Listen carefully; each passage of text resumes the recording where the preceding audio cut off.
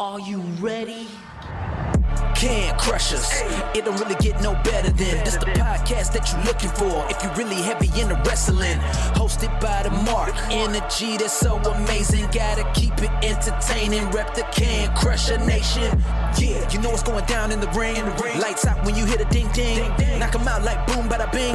Hold it down, you can crown me the king. Got a shout out to the Miz and Duke the Dumpster. We choke slamming everybody. Power driving, hit them with a face buster. Yeah, this the show you need and it ain't no need for waiting.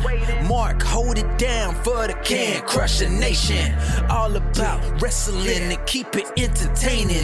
Can Crushers Wrestling Podcast. Time to break them, let's go. Yeah. Can Crushers. Yeah. Can Crushers, let's go. Hi, this is Bulk Nasty, and you're listening to Can Crushers Podcast. I'm not sure, just two guys cornered me, so here you go.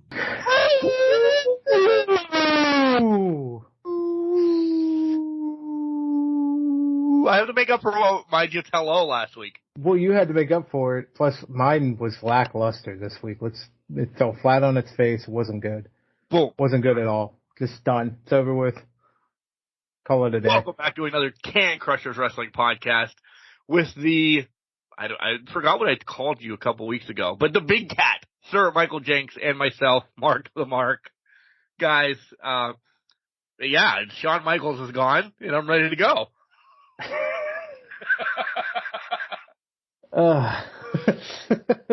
That's aptly timing for the Marty Jannetty Dark Side of the Ring episode this past week. I saw some clips from that, and I'm like, oof.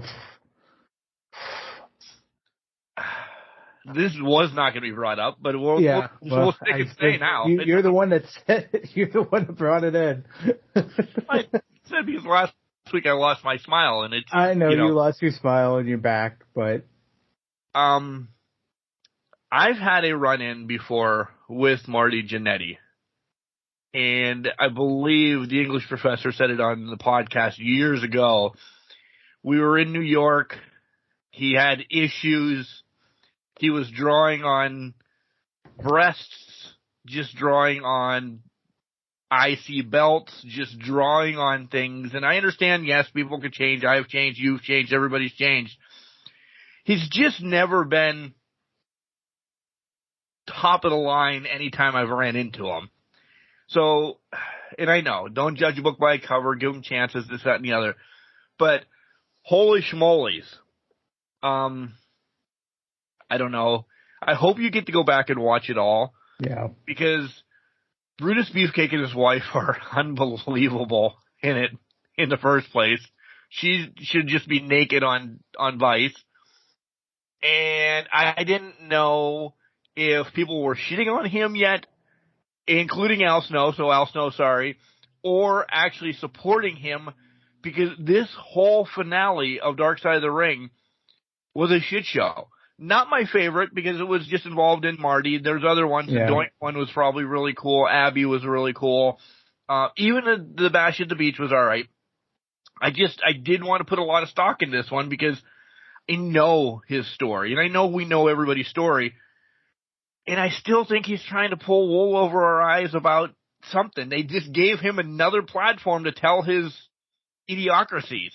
Yeah, tell his version of reality versus everybody else's with right. What happened. Yeah. I don't know. From the clips I saw, you knew some of them. I forgot, because I knew the tamest probably of everything was, in terms of Marty Jannetty's story, was probably him coming back to Raw or coming back to WWE, 2008, 2009, something like that. 15 years after. Yes, yeah. And they were like, oh my God, you did really well. We're going to get you on a contract. We'll keep you around a little bit longer. A week later, boom, done, arrested, and it's over with. His probation and that. So it's like, I forgot about talent. That. I'll never say that. Yeah.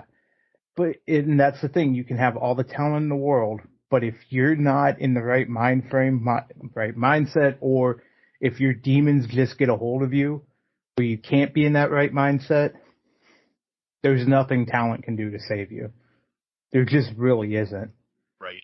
Especially the type of demons you have. Now, there's some... It has been every drug out there. Everything under the sun. I mean, we heard it before, a tame version in the A&E documentary about Shawn Michaels. We heard a tame version of they were partying, they were doing all sorts of things in the 80s leading into getting into WWE versus when they were there. Same thing. But it's a tale of two things, and you can't, and yeah, everybody jokes with that Marty Jannetty is the standard for the tag team member that doesn't achieve as much as the other tag team member just because of what Shawn Michaels went on to achieve. But I think it's the flip side of it was it's unfortunately the demon part of it. If you can beat your demons, there's your potential on the one side. Right.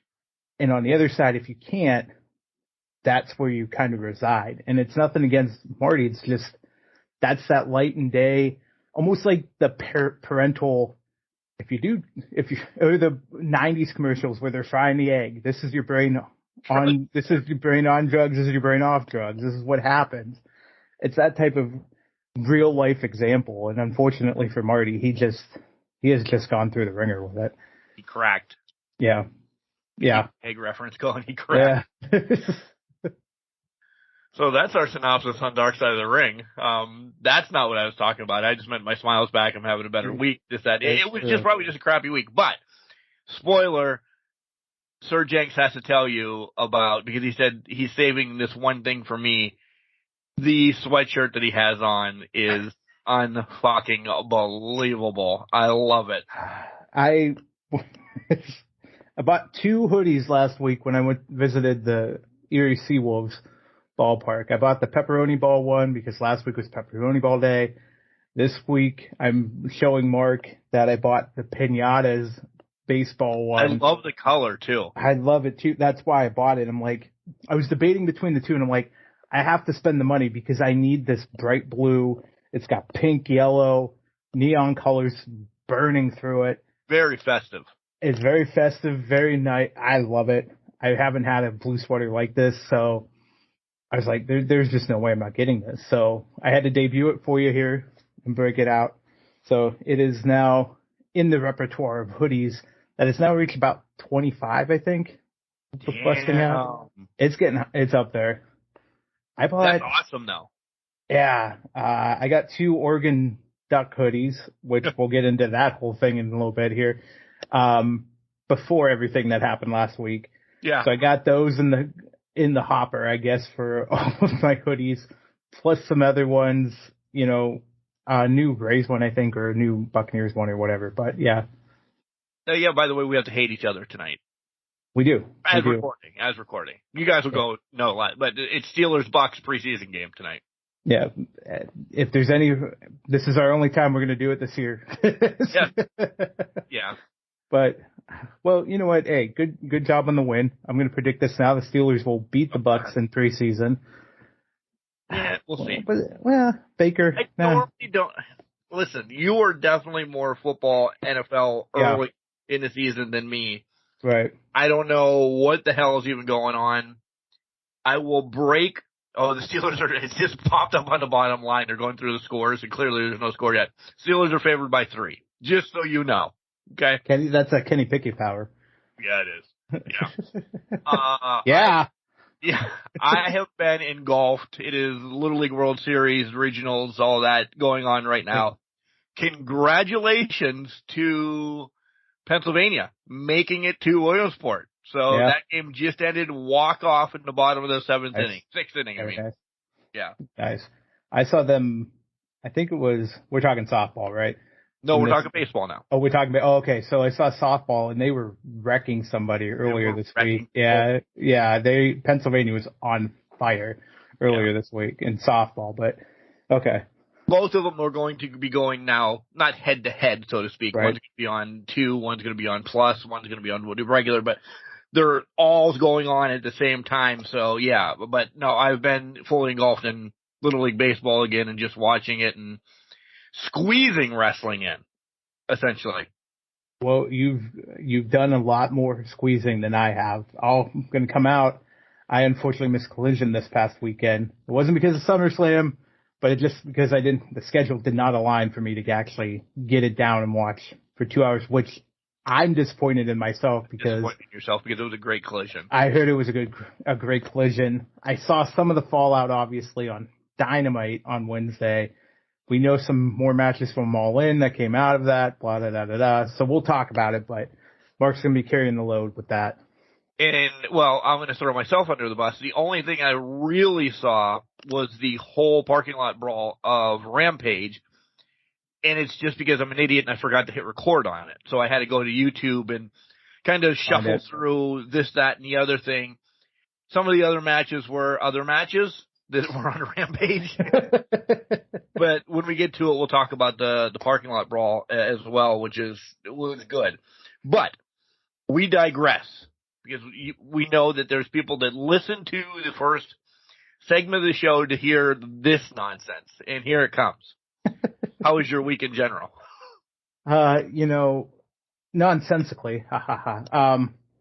It's been a good week. I have a new office chair. This is the first time I've had an office chair that's actually not been broken in about 6 months. So this is fantastic right now. This thing, it's like sitting on a fucking cloud right now.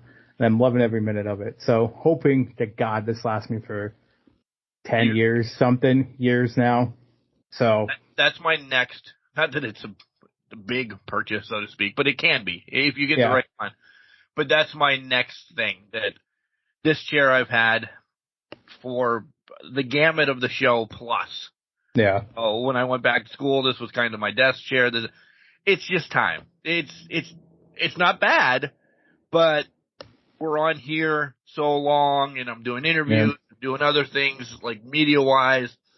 I just need something more comfortable. I don't have the whole back support so maybe we'll go to work and it'll be my napping chair at work or something. Oh, there you go.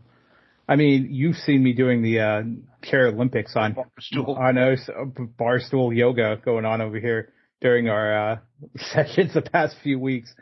I've been using a bar stool that I have at the house. I mean, it's nice. It's got a back on it, but you can only sit in that thing for so long before you're feeling it. And it's probably why I feel achy a lot for the past couple weeks of there's been no support. So I'm living life right now. I'm living comfortably in this chair. I'm just, everything's calm. It's relaxed. Outside of that, I'm trying to think what happened. Nothing too crazy this week. Just level setting, getting things done at the house, getting things updated, cleaned, moved around, dancing doodads, whatever. So kind of relaxing too when I can. So that's been pretty much my week this week. How's your week been? Wet. Probably not in a good way, I'm assuming. No. It's rained a lot, so I burned up plenty of my bank pool hours just coming home willy-nilly whenever I want to, because a wet Mark in jeans and or shorts and a shirt and everything is a miserable Mark. Yeah. We have a driver that all he can do is drive right now. He's kind of injured.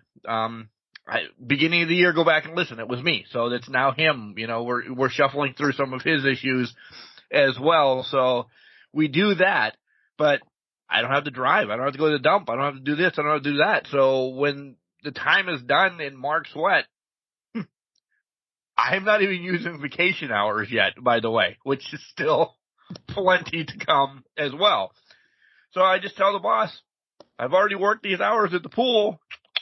See you later. I'm going home. Yeah. They're like, yeah, I guess you have to use them up by the time the pool season's over. And it's not going to happen because pool season ends next Friday. Yeah. Which was wild to me at first when you told me, but when you explained why, and spoilers, it's because kids are going back to school after next Friday. Right. That makes total sense. There's 2 days for football. There's 2 days for soccer. There's no reason. Sports are now happening now. And minimal people are going to the pool. Well, this week was a legit wash. So. Yeah. So you can't really do anything. Yeah. Yeah. Which kind of shows that we're 2.5 hours away from each other. I think distance wise, we got a little bit of rain up here. There's days where it kind of just rained a little bit, didn't really get too soggy or so. Most of the days were sunny. I think yesterday was probably the most rain we got all week so far. But just that 2-hour drive difference is Fucking enough. monsoon season down You here. got monsoon season going on in your neck of the woods. Are you going to get rain tomorrow? Because it's supposed to hit hard up in my neck of the woods tomorrow. I don't know. I'm going to be at Mayfield at the Falcons Nest August 12th. It's Summer Meltdown for High Ground Professional Wrestling. Thank you for throwing out that softball. I was trying to figure out when I was going to get it in. I don't You're know. welcome. I think Scranton's going to be nice. Yeah, I think, well, Scranton should be nice. I mean, you're welcome. Also. And you didn't need it, by the way, either. You know what? It worked out perfectly, though. I knew it was coming up. Now you're retreating to higher ground. I mean, that's. Step above the rest. Step above the rest. You know, I'm feeling it. I'm feeling it in this pinata. What are you drinking today? It's mango race. I have 2 left, so I'm getting through these. I have 6 of my. I didn't go pick up my order yet because you didn't call me saying that the other ones were in. So I have 6 more that will probably gone through tonight. So yeah, I'm gonna finish these 2, and then we'll see if I have a pumpkin or a Johnny Rails by the end of it. I didn't get the pumpkin yet. Okay. They are out. I might get them this weekend or next. We'll see what happens. But so that's our week. And be prepared. Here it comes. Hey, wait, before we do that. Oh, because you know where I'm instantly going there. So I know where you're going, but I need to call this out. It's not anything related. It's just something happening at my house right now. My 2 trees, the one in the backyard and the one in the front yard, are already changing color. For fall. Already? The front one's already turning red, and I'm pretty sure I saw some yellow in the backyard tree, which I'm pointing to like you are sitting here looking at it. But yeah, I've seen color change already in these 2 trees. And this goes along with, I knew Bailey is very audibly upset about this. She is very disappointed in it. But yeah, fall is here. Apparently already in my neck of the woods. Fall is here. It has been, listen, it's been nice, cool evenings, and I'm loving the sleep that I'm getting out of it. It is consistently hoodies all the way on in the morning, and then Jenks can see me, and then rolled up to elbows, and you're good to like, again, we say this all the time. This is we're in fat guy weather. Yep. You still wear shorts, throw the hoodies on. This is what we love and we live in. Yeah. I wish I could ring announce tomorrow night in this, but. You know what you need to get? Tuxedo hoodie. Like a tuxedo t-shirt, but a tuxedo hoodie. I don't know if they make them, but. Somebody better. You know what? I'm sure tuxedo hoodie will. I'll definitely be watching Mania then. Look at this idiot. They're fucking here. Amazon. Yeah, let's go to Amazon and see. Okay. Depending on your size, $36 to $38. I in hoodies I always get a 2X because I like the movement and everything of them. I wear an extra large shirt, but always get a shirt size above in hoodies. Let's see. Okay, so there's multiple colors. So I would think you want traditional black. Yeah. Yeah, traditional black, $38.95. Well, seems like I'll have to order that after the show. Yeah, I mean you can clearly won't get here by tomorrow. No, it won't. But I'm just saying, there's also an orange one if you have a Dumb and Dumber theme going on at High Ground at any point in time. Orange in October for Halloween. There you go. You could have an orange hoodie. 2 for 1. Yeah. 2 for 1. Slap a Tigers emblem on that. Could be a Tigers tuxedo hoodie. Now you're talking. Now you're talking. Same price. Yeah. That's what I have on right now. My custom Tigers Miguel Cabrera hoodie. So this hoodie is about 24 years old and it's still one of my favorites. Clearly not that old, but still. Oh Christ! What the hell is the NCAA doing, Jenks? Fucking over anybody that's not playing football. That's pretty much the underlining issue here. Now, don't get me wrong. I'm completely on the other side of the fence for this. But if I go back and think I'm excited to see Oregon, OSU, Oregon, Michigan, Oregon, Penn State every fucking year. And we're going to use Oregon because they're fun. They're going to be great games. You throw in anybody in the SEC, you're going to get great matchups. Take football away from this, and all you're doing is screwing the students. Because football is 1 day a week. They go Friday, let's say they're playing Saturday. They go out of classes Friday to go to wherever they're going, maybe Thursday. I don't know the complete schedule. But what I'm saying, and they're back on campus by Sunday, right? Yep. Well, softball. They normally play a 3-game series. So Oregon going to Penn State for a 3-game series. All right, well, you need a day to fly. Yeah. They don't play them back to back to back. Or if they do, it's 2, 1 off, and 2 to kind of give some rest. You're taking a week away from the kids in school. Yeah. And it's stupid. Absolutely stupid. Go back to football. We're going to be bouncing all over the way. Oregon now has to play 7 games on the East fucking coast. Yeah. 7 or 6, depending on the 13-week schedule. Yep. They're coming to the East Coast essentially 7 times now. Mm-hmm. This is stupid. This is absolutely stupid for the almighty buck. That's all it is. Oh, yeah. It's absolute trash. 100% of it. And you're right, for the almighty buck. I was watching TikTok. There was one girl who played Division I soccer. She played for Maryland. She's out of school, but she's like, if you talk about going to just Nebraska and Iowa, they left for women's soccer. They left, huh? That's the one I watched too, by the way. Okay. But you did watch this one? Yeah. We'll talk about softball as well too. Yeah. Yep. I saw that one too. So, but she said Wednesday night, they're getting ready. They're leaving. They're going to Nebraska to play the game Thursday. Friday, they're traveling to Iowa or whatever it ended up being. They practice Saturday or something like that. And then they play Sunday. They leave. They don't get back on campus until 1 o'clock in the morning, Monday. And then they have to turn around, go back to class Monday morning, also turn around and go back on the road Wednesday again. So they literally are back home for 2 days and they're traveling. And that's just going as far west as Nebraska. Now imagine going to Oregon, Washington, USC, UCLA. There's going to be no chance in hell that these kids are getting anything resembling an education during that time. Nope. They're doing, from what I've seen, they could get, what she was saying was they do practice tests, they do all their assignments, they just do things on the buses in between travels. And you said buses. It's not flights, folks. It's not. It's buses. They're busing to these places, so that's the time they have to get to this stuff and get to their homework and all that. So imagine that. You're on the road traveling like this. It's not quick plane trips from Nebraska to Iowa. It's an 8 to 10 hour bus ride there, plus whatever it is back to fucking Maryland from Iowa. Or whatever one you're at. Wherever you're going, yeah.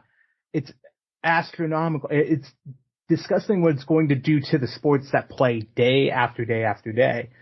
And I mean, to me, if this was going to be the case, they should have made it a separate thing for football versus every other sport. Football, we're going to realign this way. It'll be fine. Great. That's 1 day a week, whatever. Every other sport, though, you got to stick with what you got. Stick with what you got. But it's unfortunate that these kids are going to suffer wholeheartedly from this just because they're chasing, like you said, the almighty buck. And that's all this is about. I was surprised how quick Arizona, Arizona State, and Utah either flipped to the Big 12 or they must have had something already in the works and they were like once it was officially announced, they were like, nope, we're out. We're ducking now. No pun intended. Well, as of right now, us recording, 4 teams left. Yeah. You're telling me Cal and Stanford aren't going somewhere. ACC is like, nah, we don't know if we want anymore. They've dabbled, they thought, they didn't, da-da-da-da-da. It doesn't make sense. It just, you're going to throw them in there, and ACC is not super powerful. This year, it's going to be Florida State running amok with it. You have one team a year that runs amok with it. Yep.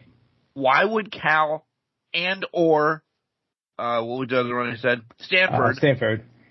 Want that? They're not powerhouses ever. Andrew Luckier. They were decent. But they're just not powerful all the time. Yep.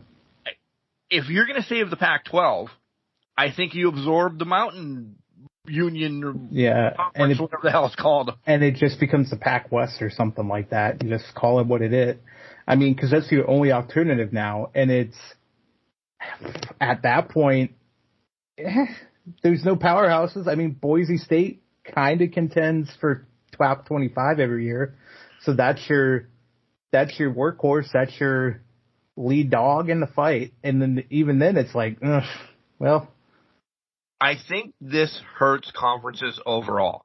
Yeah. Because you're taking Purdue completely out of the Big Ten. Done. Mm-hmm. Done. Why would, they should be looking saying, maybe we can get to the ACC. Well, that's a conference we can contend in. Yeah. I like the parity that sometimes Pitt's good, sometimes North Carolina's good, sometimes you get Clemson good.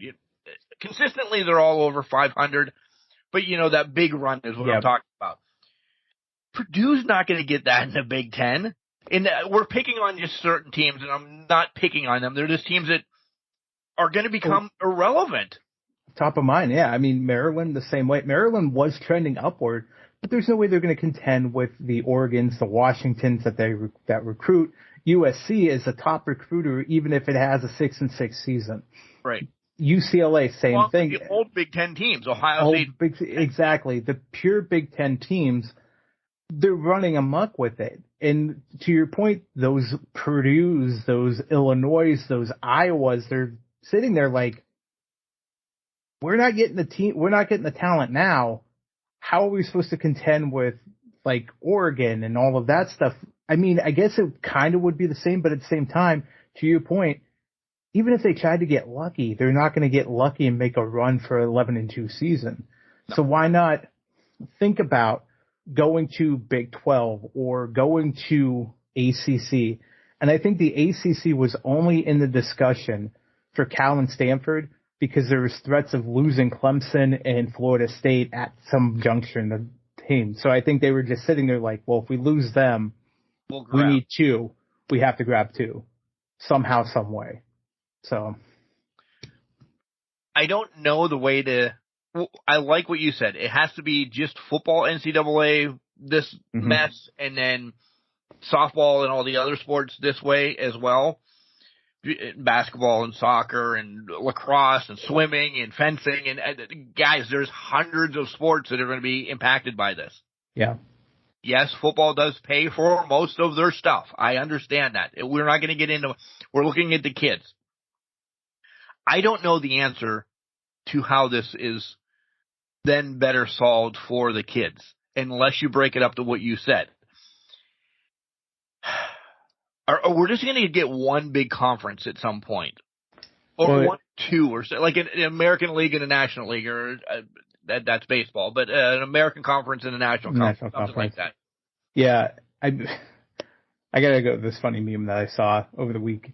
It was a mega 130 team mega conference, and it was like this big guy with a sword, and he's on fire in that. And there's this little knight in armor, and it's Notre Dame just fighting him off, just because they want to stay independent. They will say independent, even though they play ACC schools, they have all the time. They have the affiliation with them for the most part, but they will stay independent for their own sanctity. But I agree with you. If football just became an American and National or North and South type situation, fine. But let the other schools have their divisions, have their conferences, keep them separate, bring them together only once a year, like over a couple weeks for the College World Series, for soccer, NCAA soccer playoffs, the basketball tourney. We haven't even talked about basketball yet. just imagine how that's going to get impacted on their schedules. But then the NCAA tourney, you're already seeing half these games happening. Yeah. So what makes the tourney that great? It's like, oh, okay, we really want to see what Sam Houston does against these teams then, because that's the only team that's not going to be playing anybody in the... Exactly, unless it's a throwaway $500,000 cash grab game. Yeah. And that's the sad thing about it, is it's become bastardized by the money aspect of it. It's polluted. It's taking that out of there because of the money. These stadiums are still going to be fun. They're still going to be rocking in that, but you're losing the value of what made college sports special, in particular football. Football was it was our section of the country versus their section of the country in the finals. We let it go for the first couple games of the year, kind of get big kickoffs. Let's go right here, go there. Those are nice big games to kind of kick off the season. But now we're losing that because we want to merge everything together and just make money all the freaking time. Yeah. I think it will water it down. And they're looking at next year for most of this to take care, right? And I think it's all 2024, which go ahead, because you have a theory, because 365 days ago, or in 365 days, NCAA 24 that we've been waiting for now a year and a half for all consoles across gaming systems is finally coming out. My thought process is on this, excuse me, was they've known about this for several months, including before the playoff was announced. Now, we've conjectured that they pushed out the game because of the playoff. They knew about this conference restructuring back then. Deals had to get finalized before they could announce it. That's why they pushed the game, because they knew they would have to rework so much of the game to just make this happen for next season. They're like, we might as well just make it delayed for one more year. People can wait another year, and then we'll encapsulate all of this, code it all, get it all sorted out, and then we can release a product on there. It was smart on the game developers' part, and I'm assuming NCAA's part, because they would have probably had to sink millions upon millions of dollars just to get everything recoded, redone for a playoff and the conference realignments and that. But that was my only thing. That was my theory, was they just delayed the game because they knew all this shit was coming down the pipe, and they didn't want to delay it any further. They figured one delay, we'll knock it out, and that's done. Yeah, you've waited 15 years now. Wait another one. One more, we'll get everything. And it's probably the smartest move they could do, because you wait one more, you get a coherent game that has all the realignments, has everything anyways. You probably still can realign shit. Hopefully you can still realign shit if you want to realign shit and bring back a Pac-12 or whatever that. Yes. I can't wait to see how many people, if given the opportunity, realign the Pac-12, bring Texas and Oklahoma back to the Big 12, do all this stuff. But I'm the anti-hero over here. I can't tell you how many times, even from the 2013 game that I play, how many times I've restructured it back to when it was in my youth, where Colorado was in the Big 12 already, and I know they're going back, but whatever.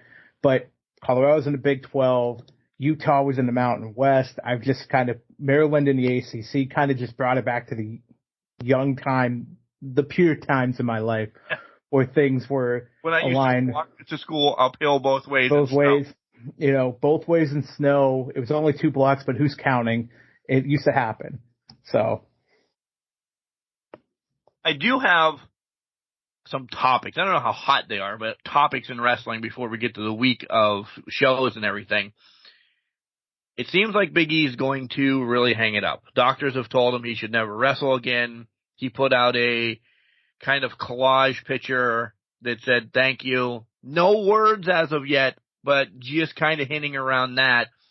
Yeah. But you really have to imagine Big E is not going to be associated with wrestling. He would make an amazing commentator or something.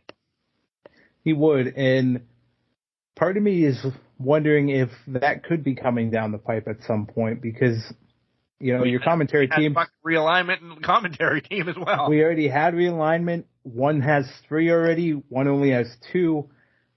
You could see it on Raw where Big E starts complimenting Wade and Michael Cole on Raw. It sucks, but unfortunately, you have this feeling when it's just not going right, it's not going right, and things happen. And it's unfortunate. I mean, it really is. Big E had there was so much left for him to do. There was. Probably at least one or two more title reigns in him. And entertaining. All hell. Yeah, if no more title runs, at least just doing Big E shit, which is great within itself.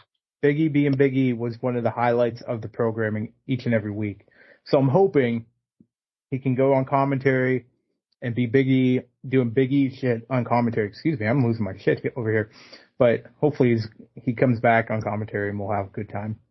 Michael Cole's also said, he's winding down as well. So essentially that makes sense.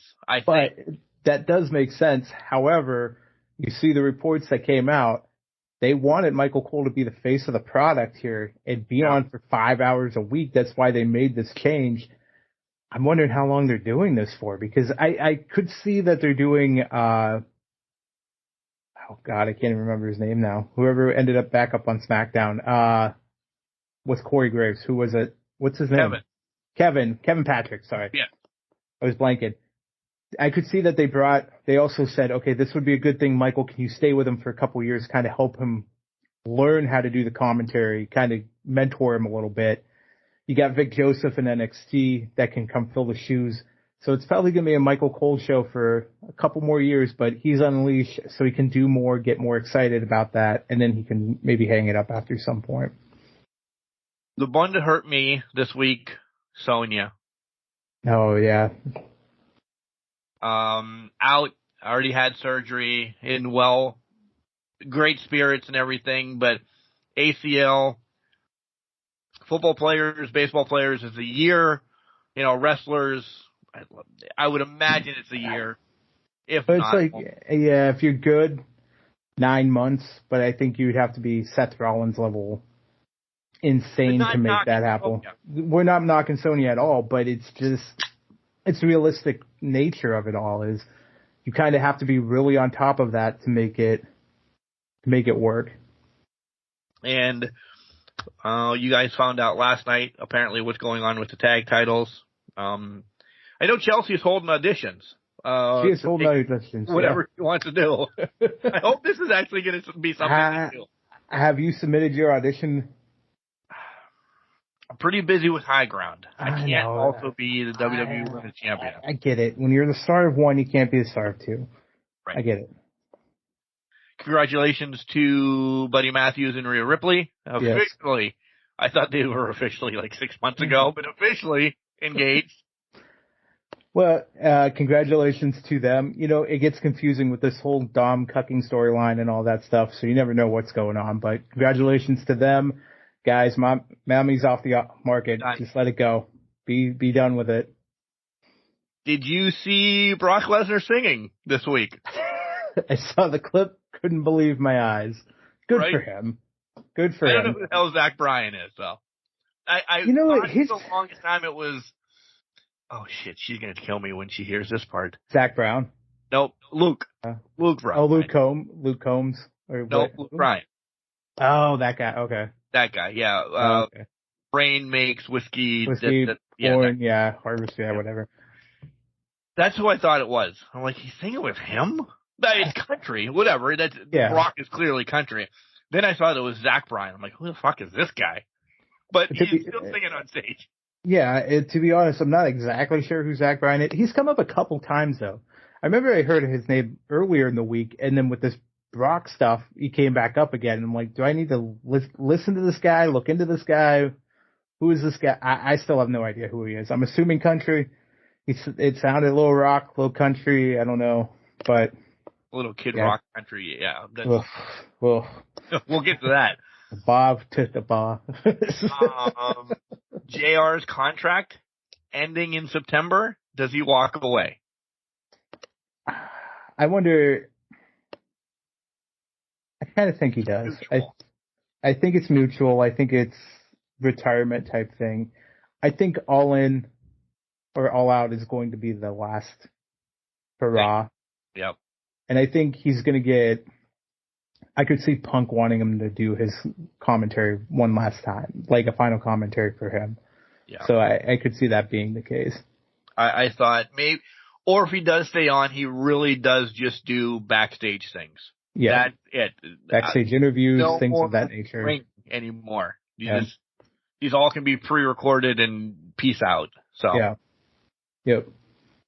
And listen, I'm bringing this up just because I hate this. Rumors are flying. Charlotte and Andrade are done. She's not wearing a ring. They unfollow each other. Everybody unfollow each other. Da-da-da-da-da. This is their personal life. Yep. Leave them the fuck alone. Yeah. If they're done, Charlotte's back on the market. Andrade's back on the market. Good. If it's some type of Ponzi scheme that they're playing because one contract's ending pretty soon, and we don't know. One contract is ending soon. Maybe one's going to go someplace else. We'll do one. Stop. Stop with, you already have them divorced and they're fighting over who can do the figure eight. Stop. Yeah, exactly. We're going to congratulate everybody that gets engaged on here, who's had babies, get married, whatnot. But it's to a point where we respect their privacy. It's their thing. Congratulations to them. If this is happening for them and they're getting divorced, they're going to separate, it's a sad day for them. It is a sad day for a lot of them, and they should have their privacy during this time to figure out what's the next steps in their lives. Do they have those steps identified? Do they not yet? That should be on them. Give them their space, give them their time to figure that out. And again, if it is the Ponzi scheme of Ponzi schemes to get leverage for somebody's contract, if somebody's coming up, that's still on them. That is their deal. That's how they operate. It doesn't impact your daily life, my daily life, anybody listening's daily life. It just impacts theirs and the business that they do within the sport of professional wrestling.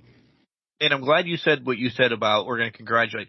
Listen, people post, hey, that we were having a baby. Carmella and Corey were doing the Pittsburgh tour. They were touring everything. Stuff. Corey surrounded for his kid. They were just, hey, we're pregnant and having a kid. We're married. Da, da, da, da. They're posting that, so they want you in on that. Yeah. Same thing with Rhea and Buddy. They all posted that. So that's the congratulations.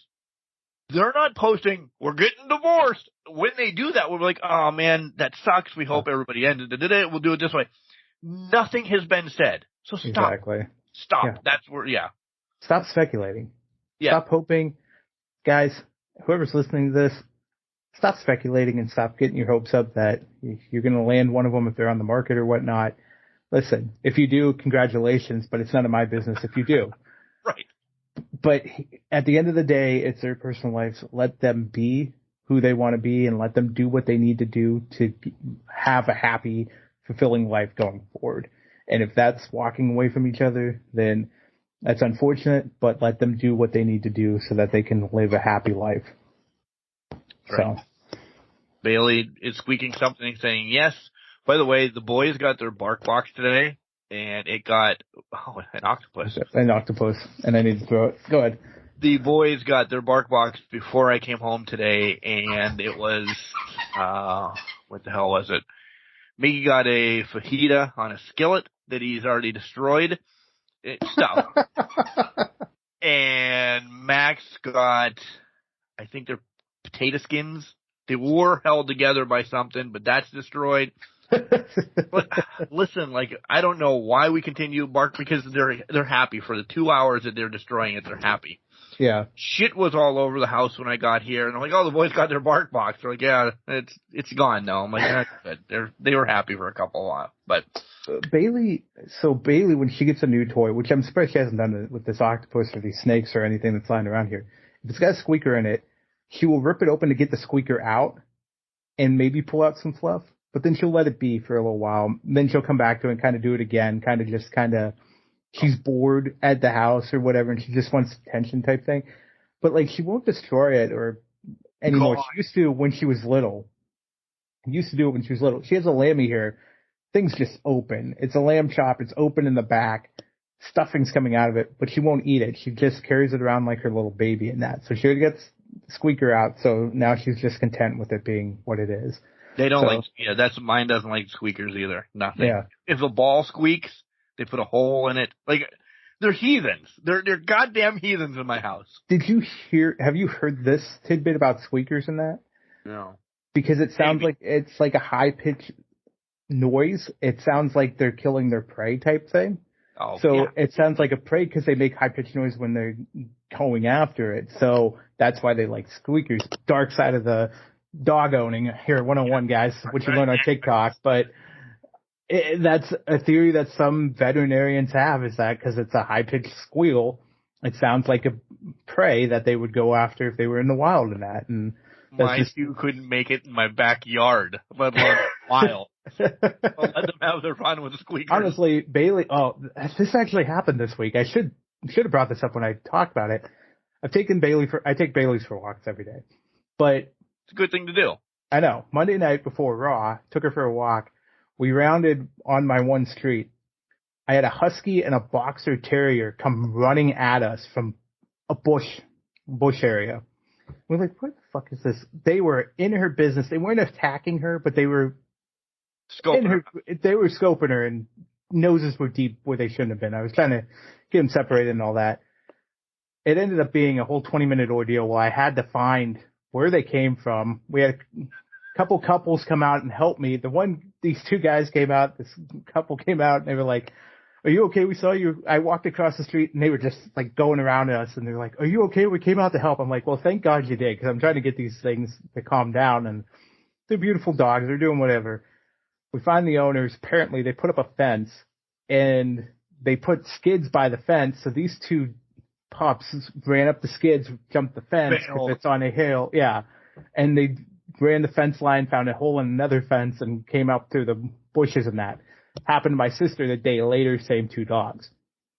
I say this today, before the show, I was walking Bailey down my road. Two other dogs come out from the backyard. Their owners were with them, thankfully, and they're like, "Oh my God."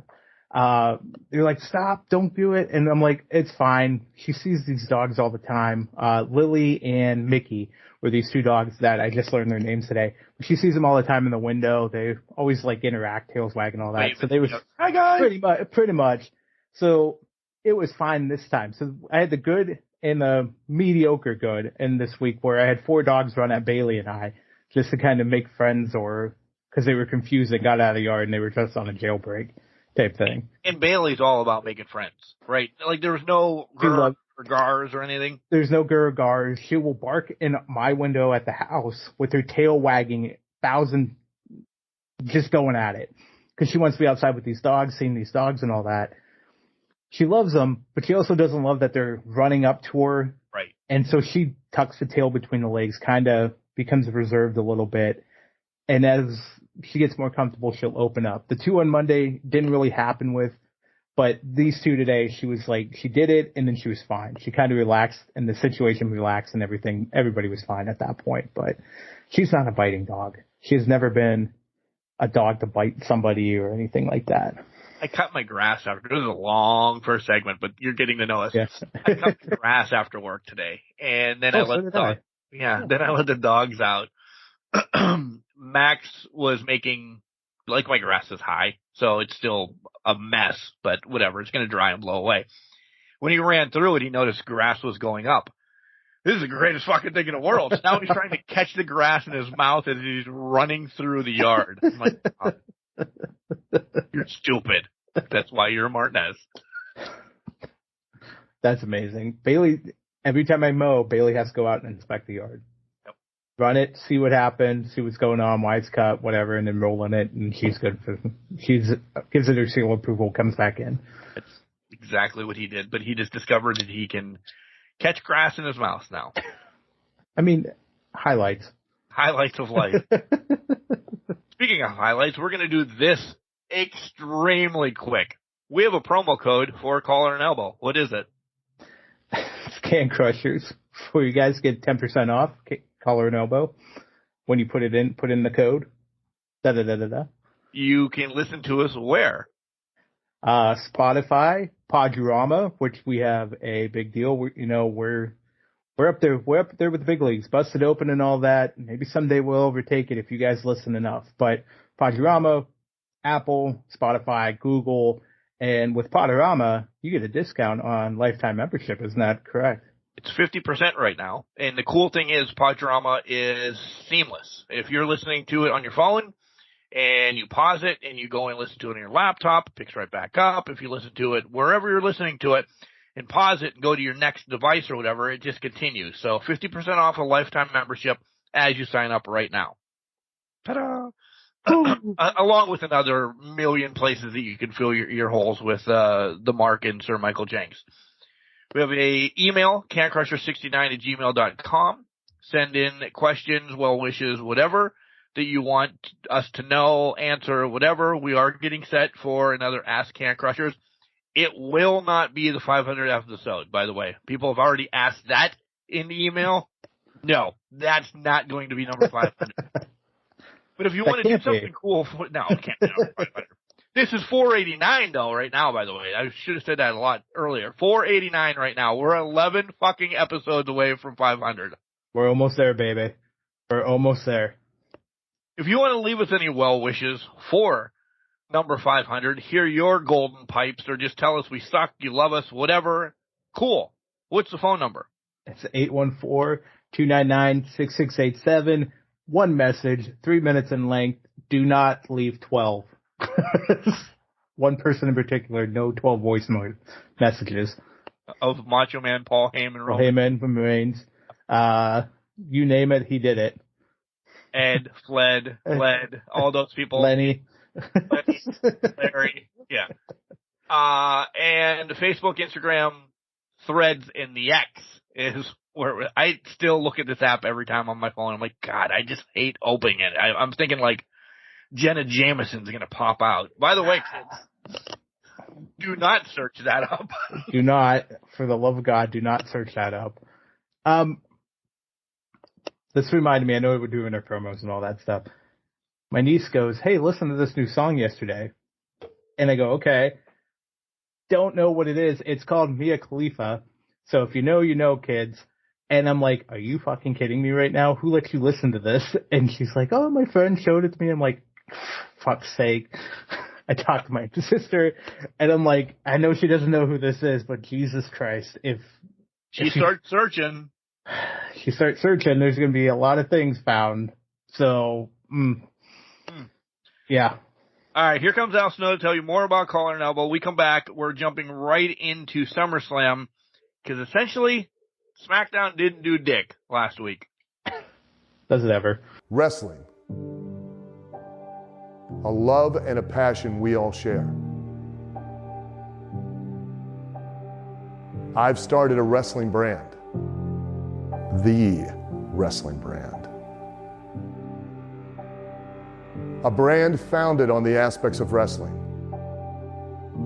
Two entities working together to create a product that connect emotionally for people everywhere. Collar and Elbow is the brand. Passion and love for wrestling is the drive. I am Al Snow, and this is Collar and Elbow, the wrestling brand. Hey everybody, this is Gilbert, WWF's longest reigning light heavyweight champion. And you're listening to Can Crushers Podcast, the best guys there are out there. Welcome back to Can Crushers, guys. It's Mark, it's Mike. We're ready to watch football and talk about the reigning and defending, holding up the number one once again, pay-per-view champion, moi. You are the only one holding up that one. Max was with me. Yeah, well, probably Bailey was. She's just down the hall. Oh, trying to avoid my eyesight. Well, 7-5. It ended up 7-5. Bianca got me, and then what was the other one? We both missed Finn. Yeah, we both missed Finn. I said Priest was leaving with the title. You said Finn was going to leave, but Priest was, we all said by the time we're recording this, Priest was going to be champion. But I went balls deep and said Priest was going to take it, and your boy Ricochet. Yeah, Ricochet. Because we both missed Drew. But yeah, that one made me mad, actually.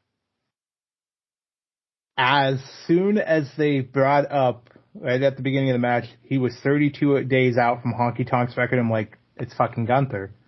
It's Gunther. There's no way Drew's winning this. And sure enough, Drew lost. When we get there, I have something to say. Because I actually wrote something about that. Okay. I'm going to ruin it right now. Overall, I love this. And I will say love. I loved this pay-per-view. It's going to be hard-pressed, and I hate to say this, to get into any of the tops with what AEW does all the time. Yeah. This has been, for me, WWE's best pay-per-view of the year. I would agree with that, because while there wasn't one particular match that was the coup de grace match, if you will, all together wise, it was great. Yeah, it was great. It was a solid pay-per-view. Some downlights, but some very good highlights going on. So yeah, I would agree with that. And I have, as we get ready to talk about the first match of the night, Crow is in front of me. I picked Logan to win, and I've not been a Logan fan, but I can respect what he does in the ring. Yeah. This wasn't what we said it was going to be. I mean, no, it's not getting match of the year candidate or anything, so slow your roll before you start jumping on us. This wasn't dippity-doo, high-flying. This turned into be a fucking wrestling match, and I'm like, when did he learn this? There was wrestling psychology used. When they did high-flying moves, they had purpose. I was the same thing. I was like, are you fucking kidding me right now? We didn't get, because we said it's going to be spectacular. It's not going to be anything special or anything like. It might go into spectacle moment of the year. Yeah, and sure, Bailey's upset about it too. It went straight to, we know how to wrestle. We're going to wrestle a solid, consistent match, and I'm like, well, fuck, I'm invested. Sign me up again. Right off the bat, I said, by the way, as soon as they both came out, I said, well, we're perfectly predicting this one because we said it was going to be the first match of the night. Yeah, we did. Start with a bang. They also said they had 4 main events. It went from 3 on SmackDown to 4 main events. Yeah, somebody didn't get happy. Somebody was not happy. You cannot have 4 main events in an 8-match card. Yeah. No, you can't have, I'll give you 2. Even though you can't really do 2, but I'll give you 2. 4, absolutely not. No. 3 is a stretch, but you were trying to pull over on us. Yeah. 4? Oof. And I said this, I want to send you my notes. Wouldn't it piss everyone off if this turns out to be a technical match? I ate my own words. Fucking 15 minutes later. Were you pissed off? No. Yeah.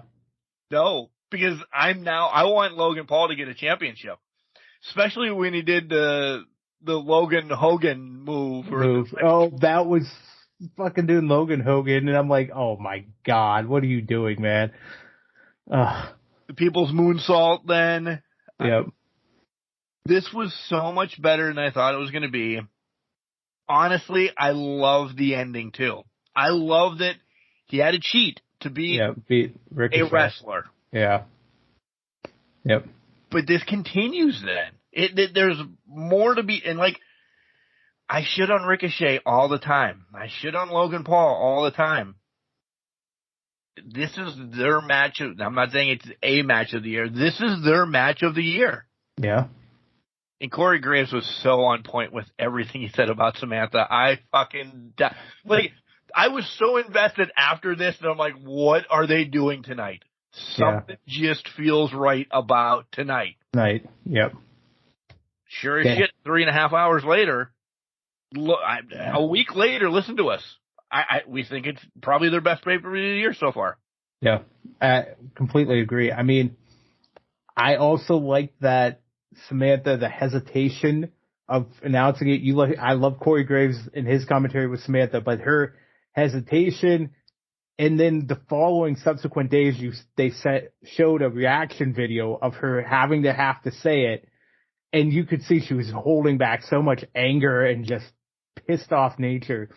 It was fantastic. It told the beautiful story. It re-established what happened in the match and made it even more real for people to comprehend. And that's the power of social media when done right with professional wrestling, because it re-ups what that intensity and what that feeling should be, and kind of reminds you it wasn't just Ricochet impacted from this.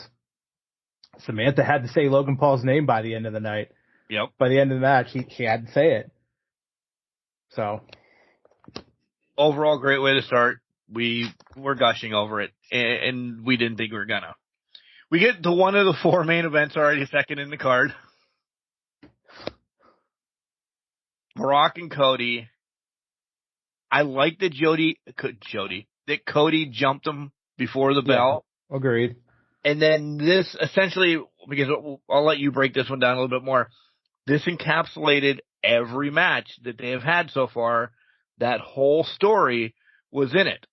Mm-hmm. But, go ahead and then I'll finish my butt later. My butt, it did encapsulate every story that they've told. Cody doing more, things of that nature. It really beautifully pulled everything together. I would love to know when this became a no disqualification match instead of a regular match, because we're throwing stairs at people and nobody's disqualified. Nobody. That was my little butt. That was my little butt. That was my big butt, because I was like, what's happening in this match? Now I'm confused what the stipulation of this match is. It still told the right story, finished it, but now it was like, he should be disqualified. What are we doing here? Why are we not doing anything with this? And Cody has gotten away with this before with steps and objects that just doesn't happen with anybody else in a normal match. Exactly. Cody hit him with this, and shit, Cody can't lose this match. Yeah. It's been all around Cody. These whole, let's bend the rules here and there.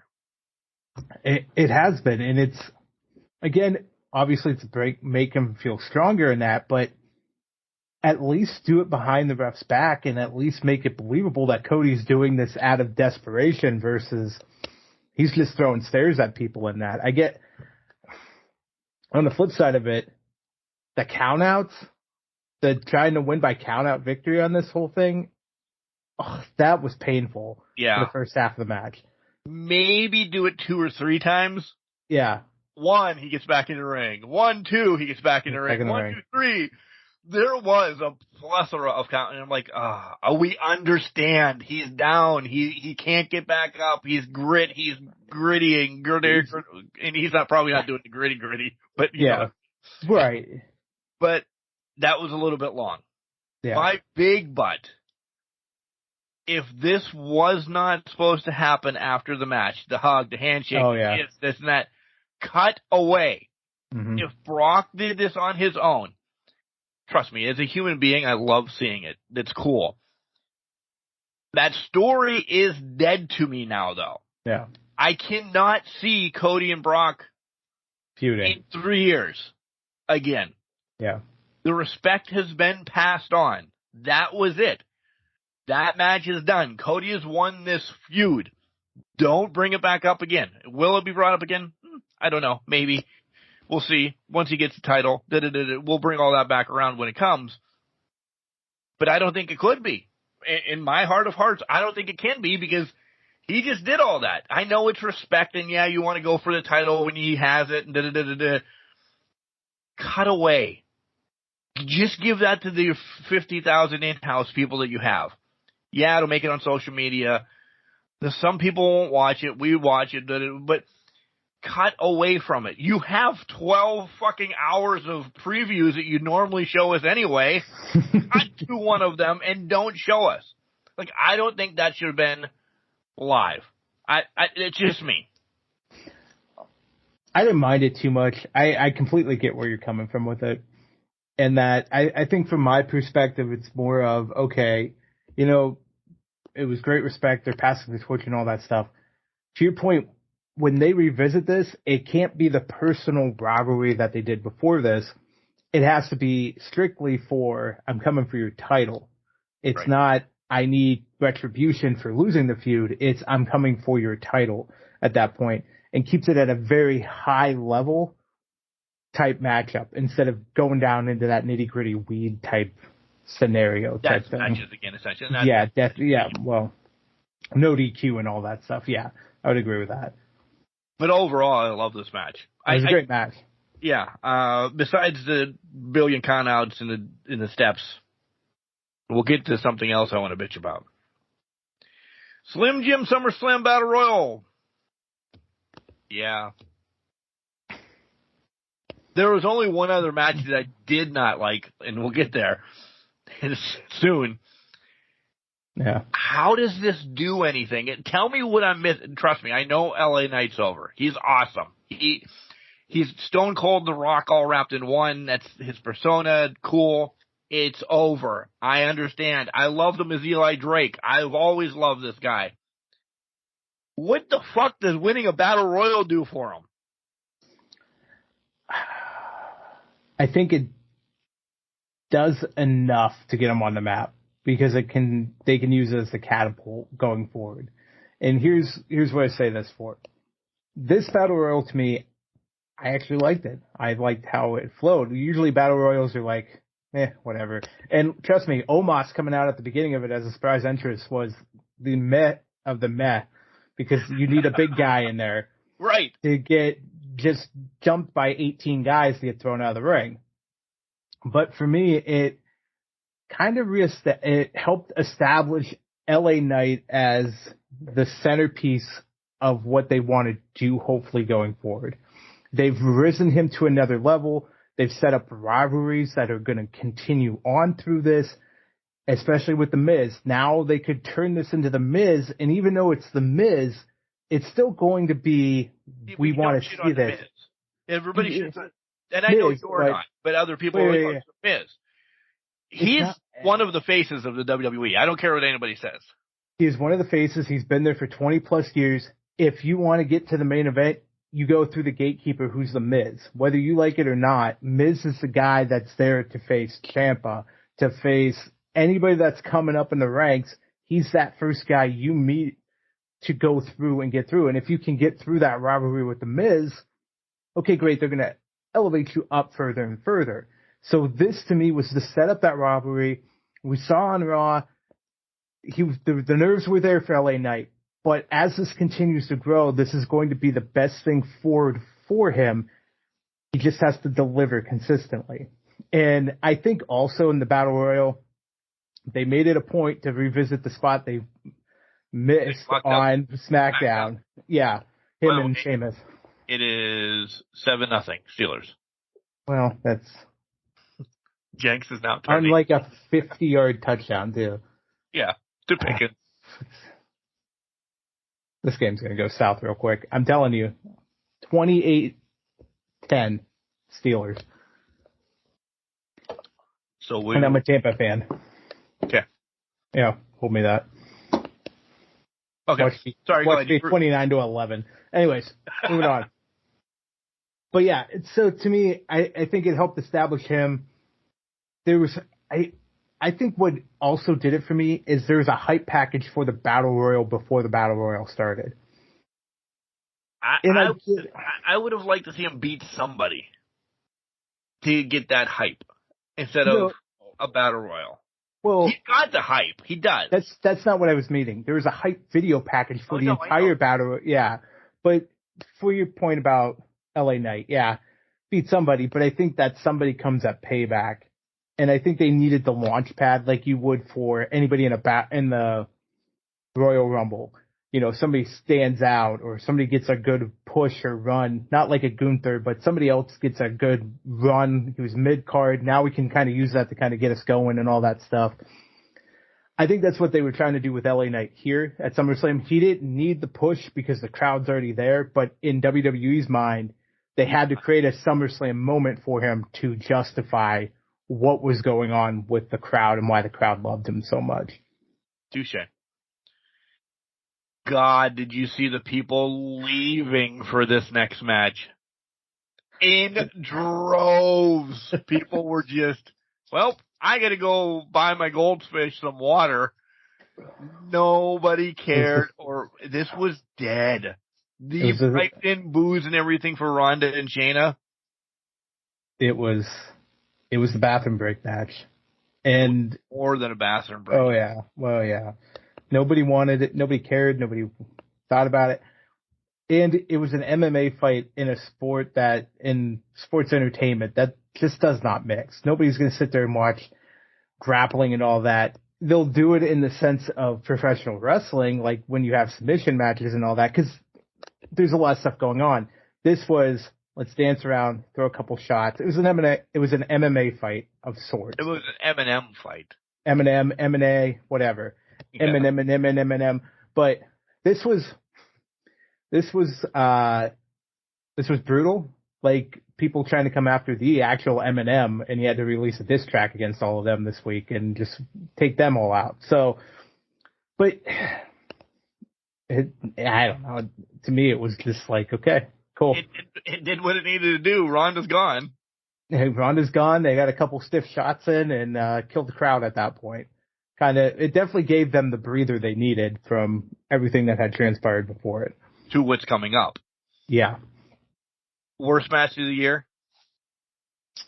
MMA? It's close. It's down there. It's down there. It's down there. Drew and by the way, we both had Elliot right. We both had Shannon right. Again, he lost essentially on Ricochet and me picking Logan. Essentially. Yeah. Drew, Gunther, yeah. You could just play this over and over. This is something that I would show somebody that hasn't watched wrestling to watch wrestling. This is one of those matches. It was a good match. It was not my favorite of these two. I was a little underwhelmed by it, to be honest. Really? Yeah. But I think it's because I think the commentary took me out of it. Because commentary was literally, this was my biggest gripe probably of the evening, I think, was Cole and Corey were selling the match, not the story. So they were selling and trying to rehype it and try to do too much outside of what was actually going on in the actual match itself. And when I was looking at it, Drew, at the same time they were telling this, and this is where my frustration comes in, Drew got dropped on the stairs with no reaction whatsoever from Cole in that. Flat, straight on the stairs. Those are metal stairs. You would think that would get a higher level pick. Oh my God, on the stairs, blah, blah, blah. My next note was Brock 5, F5 Cody Rhodes, and they thought it was the most destructive thing that had happened on God's green earth that they've ever seen. And literally Brock Lesnar flipped the ring with a tractor last year. Like that oversees that. Hype the match. Hype what's going on in the match. And I think this is where it became underwhelming for me because I was like, this is killing me. I'm only hearing commentary that's not related to the match itself. If it was the match itself, mute the commentary probably would have been way better in my mind. But for me, they took me completely out of the zone for watching this match and enjoying it too much because I was not hearing them in the moment, living the match in the moment. It like went back to like a Vince storytelling type thing that wasn't what it needed to be at the time. That was my biggest complaint of it all. My biggest complaint, after I just said what I said about showing somebody who's never watched wrestling this match, and it probably putting it on mute's a great idea. Can we keep any old fucking records? Because listen, we all know that Gunther's going to beat Honky Tonk's man record. In a sport that you're given titles, can't we pay homage to anything old anymore? Anytime somebody, I don't know, is Honky on a bad relationship with Vince right now? Possibly, because we haven't seen him in a while. Whatever. Yeah. But Nikki Bella's blown out of the way because they left WWE. That is, like anything, once you're done WWE related, if you have a record, you're fucking out the door. And I don't know. Maybe I should have dug before I'm getting on my soapbox. But can we, these are it's as farce as our podcast, as wrestling, and the records are baloney in wrestling. Yet we still look at them as like, oh yeah, why can't we keep something old? Listen, I understand that I can't imagine Roman's going to keep it Bruno Sammartino wise. Right. That shit just would not happen these days. People would just turn the product off. Why can't you give Honky? And I'm not the greatest Honky Tonk fan, but why every record has to be broken? That's what pissed me off on this. Once, and we both picked Drew, so we both got it wrong. Once that record was mentioned, I knew Gunther was keeping the title. Same. 100%. As soon as they mentioned it on commentary, it was done. I'm like, well, thanks for coming, Drew. I kind of tried to put that out of my head. I don't remember. Did I watch it on mute? Was I doing something else? Just like looking at the match or whatever. Yeah. But I still love the match. I did. I love the action. The storytelling, I probably didn't pay attention because I don't remember the stuff that you said. So I probably did. I shut down when they brought up Honky Tonk Man record. See, I shut down with its commentary, but that was part of it because they were overtelling again and again and again, and I think that played into it because they just kept hammering it home. To your point about the records, I agree with your sentiment wholeheartedly. I also think that they're trying to break every single record now, like in the same time span. Year. Because let's talk about it. It's not WWF records anymore. More, right. Except for, well, I guess it's WWF for Bruno's. But let's talk about this. When New Day broke Demolition's record, that was cool because it was one of those things where, okay, you know what? Hey, New Day did it. They were invested in it. It was what it was. But Demolition and Vince do have heat. That's Never going to go into the Hall of Fame. Exactly. So there's a reason behind it, but at the same time, okay, that's cool. You know what? Tag team, that's cool.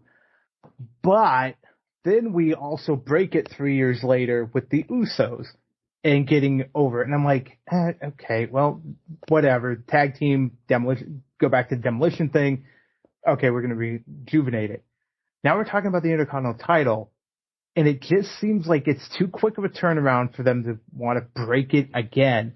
And it could be because just talent-wise, it just falls this way. But at the same time, I feel like if they wanted to get rid of Honky's record, you got to kind of spread it out even further. It can't be 1 year we're breaking this record, the next year we're breaking this record, following year we're going to break this one, we're going to break that one. 2 records this year, you know that, right? Yeah, what was the other one? The Rumble one. Yeah, he broke that one. He'll break Honky's. And they made sure to say the traditional Royal Rumble. Right. Because if you take out Daniel Bryan's greatest Royal Rumble run, that it only includes Gunther in that regard.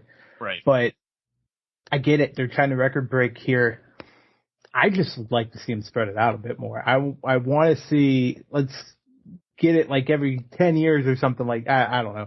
You control the narrative, but I guess with the talent, when you see it, you want to pull the trigger. But to me, to your point, they're wiping out the old because it's been around for 50, 60 years, 40, 50 years. They don't want that anymore.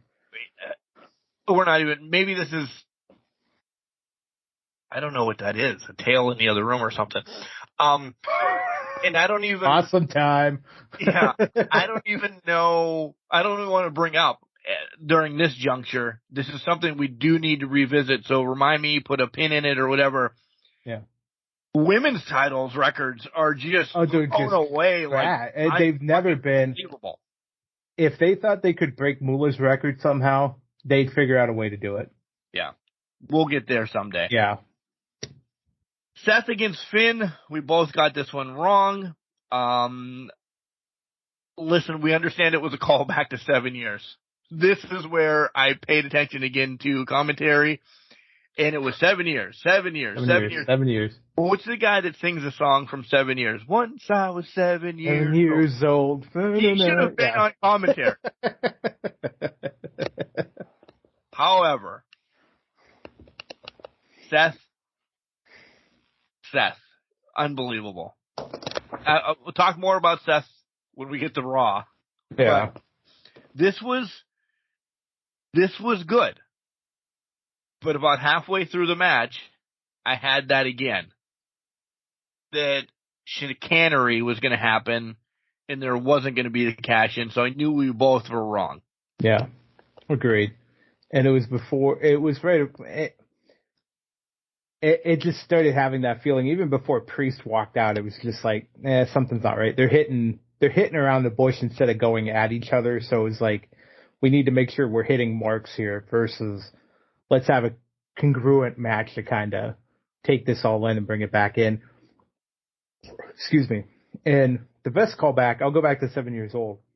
The vest callback, fantastic. Love that piece of it. Yep. But to your point, seven. By the time they got done mentioning it was a 7 years revisiting, they were probably up to 84 years or something like that. I can't do math, but it's probably close. Right. So they kept saying 7. That's too much. Don't worry about it. I love the callbacks in the match. That's great. But we don't have to keep going back and say, oh my God, he did that 7 years ago during this match. Yeah, that's why we're here. We know this. I get it. 6-year-olds might not know this, but your demographic that you're targeting, let's be honest, 19 to 45-year-olds, we'll say 50 to include Mark, is going to be. Sorry, I had to do it. But we know 7 years ago they did this 7 years ago. We know it. Just let it be. I did like this. We're shitting on the commentary than the matches because the matches were great. The matches were great. The guys were great. I love the 7 written on the shoulder that Finn did. I thought that was the only 7 reference that I thought was the best part of the match because it played into it. But you're right. The commentary it felt DKMized a lot. Yeah. Yep. Much so. Yeah. So we both got that wrong. We move on to Bianca, Flair, and Asuka. And I got 2 points in this match. Jenks gets 1 because we both said the title was going to change hand and then Io would end up on the night with the title. So we both got the Io point. I got the Bianca point. Yeah. And again, once the injury happened. And we were both right again because we said Asuka was in to take the loss. Yep.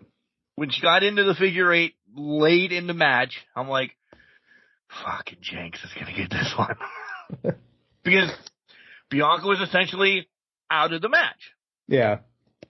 But when you hobble back into the match. I knew it was over, that you were done. I was screwed. As soon as she started hobbling back, I'm like, I said 2 thoughts.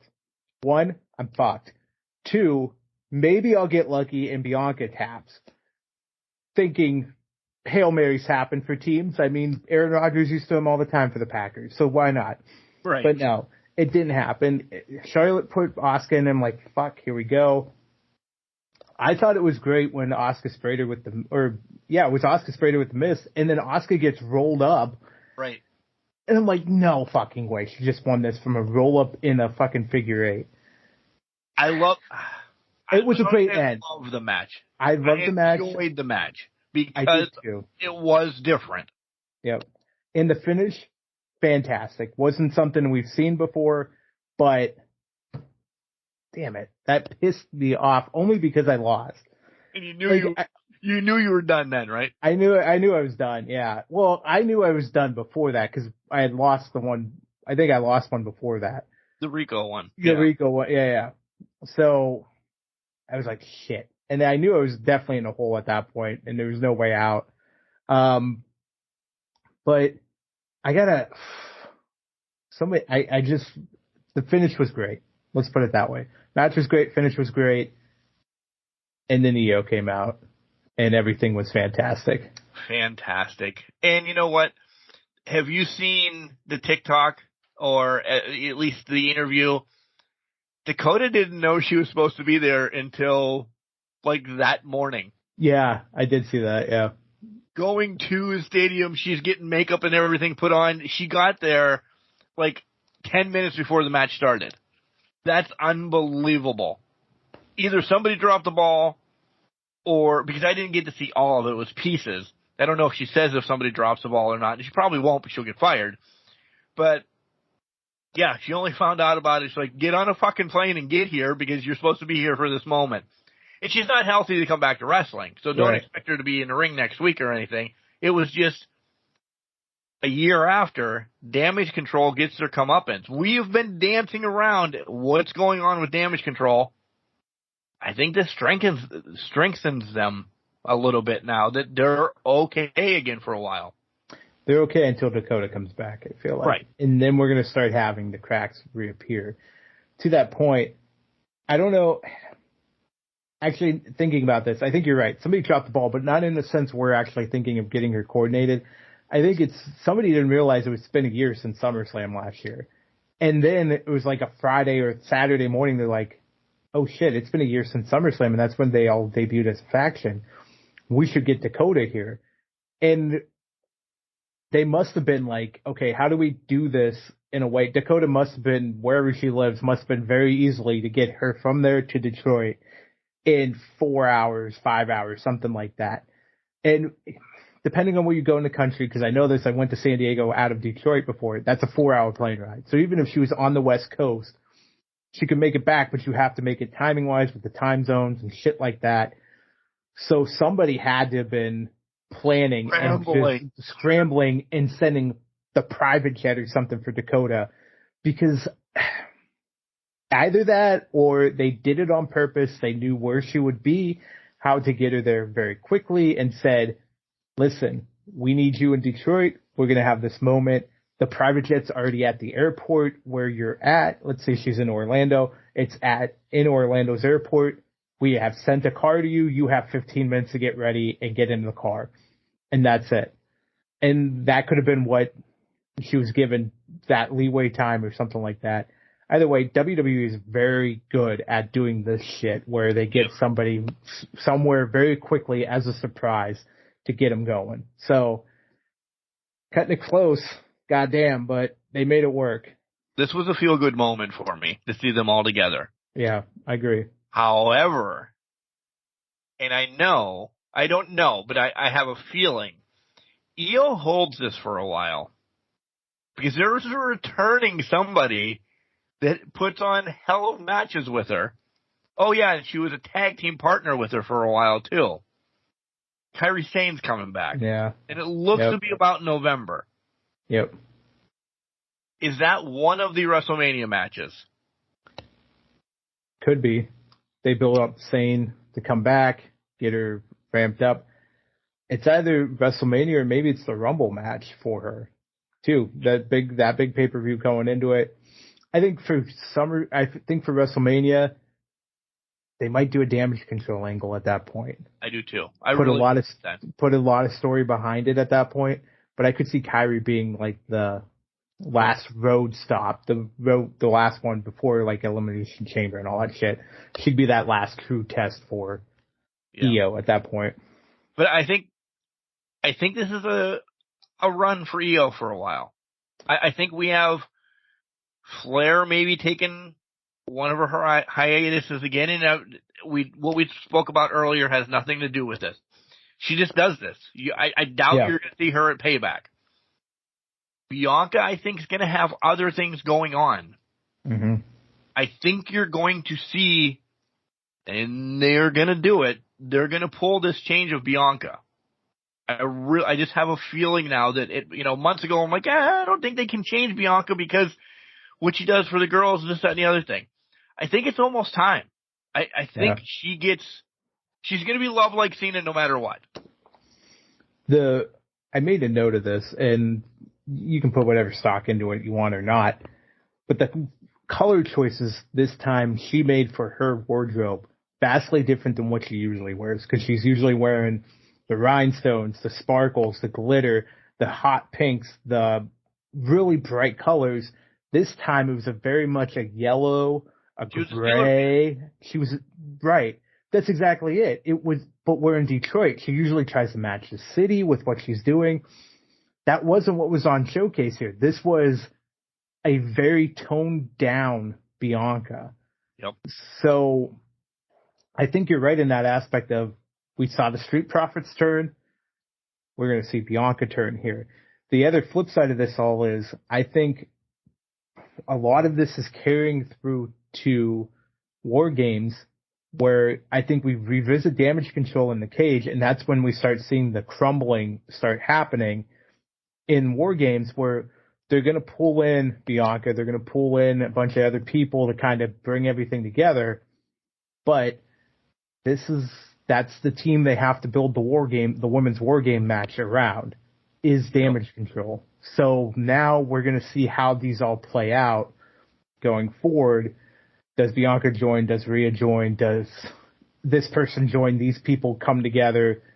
That's why we start seeing Candice and Indy start getting pulled back in on Monday Night Raw into storylines, and Liv, and things are pulling in here because we have to build this web out again, getting things ready for War Games down the line. But for right now, EO celebrates. We love it, and we're on the way forward.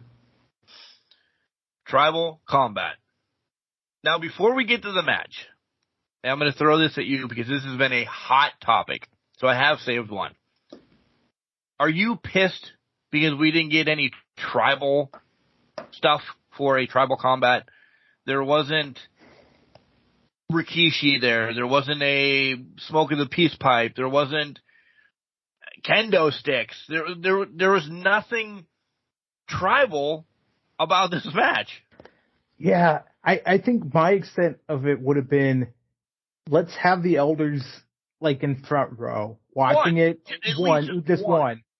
one elder in the front row, and then put I'm not even going to try to say what the lay is called actually in this thing. Lay. But yeah, it's a lay. But have that put on like a pedestal or on like something to kind of highlight it as this is what it's about. They didn't do that. They let Heyman hold it. They let Heyman hold it. Heyman is not the God-given. He's the wise man, and apparently, if you ask look at his interview with Stephen A. Smith, he's the greatest of all time. He shit on Bobby Heenan, by the way. He shitted on Bobby Heenan. Heenan can't defend himself, so he did it anyways. But to that point, highlight it. This was supposed to be Tribal Combat, but again, it was a no DQ. You can. I'm sure they had plans, and again, VKNisms. They probably were like, okay, it's a no DQ match. We need to highlight the WWE title. There's nothing, or the WWE Universal Galaxy Fondness belt, whatever the fuck the 5 names come with it for the WWE title. But yeah. And I'm just stirring the pot because then I'll give you my ideas. Are you getting tired of the Bloodline storyline in the way Roman's winning? No, because it makes sense. And now I'm like, well, why the fuck did Jimmy do that? You want to see more of it. Right. I was tired of Roman winning this way back beginning of the year, right?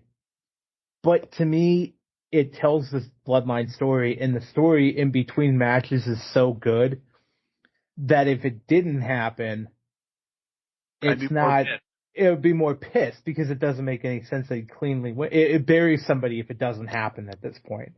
Right. For me, he has to keep winning this way to get to the Cody Rhodes match down the line where Cody overcomes the odds, and where we'll hear 400 times about Solo interrupting last year's main event and costing Cody, where then Cody defeats Solo's interference and then can defeat Roman and da-da-da-da-da, and yeah. But what about you, though? Well, one more. Okay, all right. Should they pull the trigger quickly on Uso or save it for a little bit? they're going to pull the match at Payback. Match is happening at Payback. How long does it go back and forth? Is now Jimmy or Jay solely targeting Jimmy at this point? And now we're going to see Solo and Roman start getting their cracks. Their cracks have already started happening.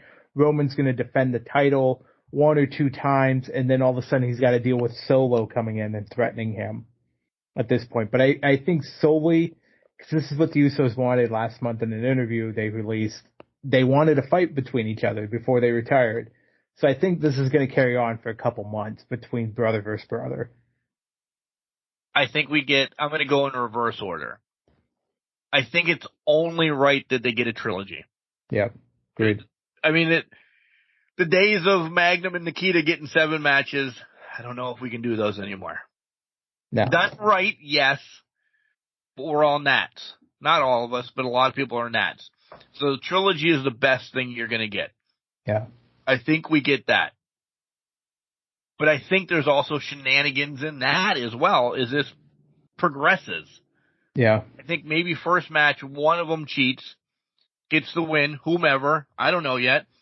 I don't know which one I like right now. I don't know if I'm going to be a crybaby. Well, they're both on equal terms right now.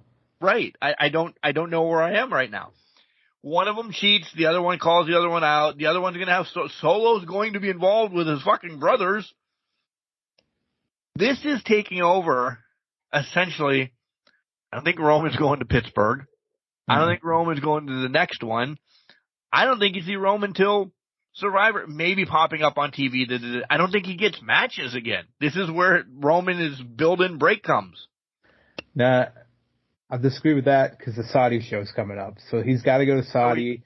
And there's an India. Going to Pittsburgh. Well, he's probably going to end up in India too because the India show's coming up in September. So India, I don't know if he gets it could be a tag team match at that point, but Roman's going to be on those shows just because they need the star power to be on those shows. But to your point, it may not be a legitimate contender. There you go. Until, honestly, I don't even think it's a legitimate contender until WrestleMania, if we can even say that's going to be the case at that point in time. You know what I mean? Like that's what I think the trilogy ends, actually, by the way. Oh, yeah. Oh, I agree with that because I think it's going to be a whole tear down everything, drawn out fight at WrestleMania. There may be another. What Jimmy's just coming back from the injury, right? Yeah. Jay may be injured for 30 days or something to get the Rumble or whatever in the match that, Jimmy maybe injures Jay. This is extended over a couple pay-per-views with a match, not a match, fights, match, Rumble. It carries for a while. It's going to carry a while. Your injury for that to go on is going to be War Games because these two are going to fight here. Maybe they find a tag team match down the line in Saudi or something like that. Right. War Games happens. They're on opposite sides of the fence. Then you start seeing, okay, Jay's injured for 30 days and we hype the Rumble rematch. And then we go here and then, yeah. So I think in my personal opinion, going with your storyline, which I like, War Games becomes the out to get somebody out of the way for 30 days to kind of be expensive and push it. Yeah. Get us over the hump over the new year. Yeah. And am I getting tired of it? No, I'm not getting tired. I love that he has to win this way. Right. I will get pissed and tired of it if we don't get an elder though soon. I really think, and why am I always saying Rikishi? I think he's probably the first one to come in. He's the one that's going to have eyes to go back and tell Afa and Sika or whomever the elders. Afa and Sika are the elders, essentially. But one of them. Do I think The Rock is involved anytime soon? No. Nope. Before anybody asks that. Nope. I mean, he's off, but he's not going to show up for this. It's not. He's not going to Pittsburgh either. He's not going to Pittsburgh.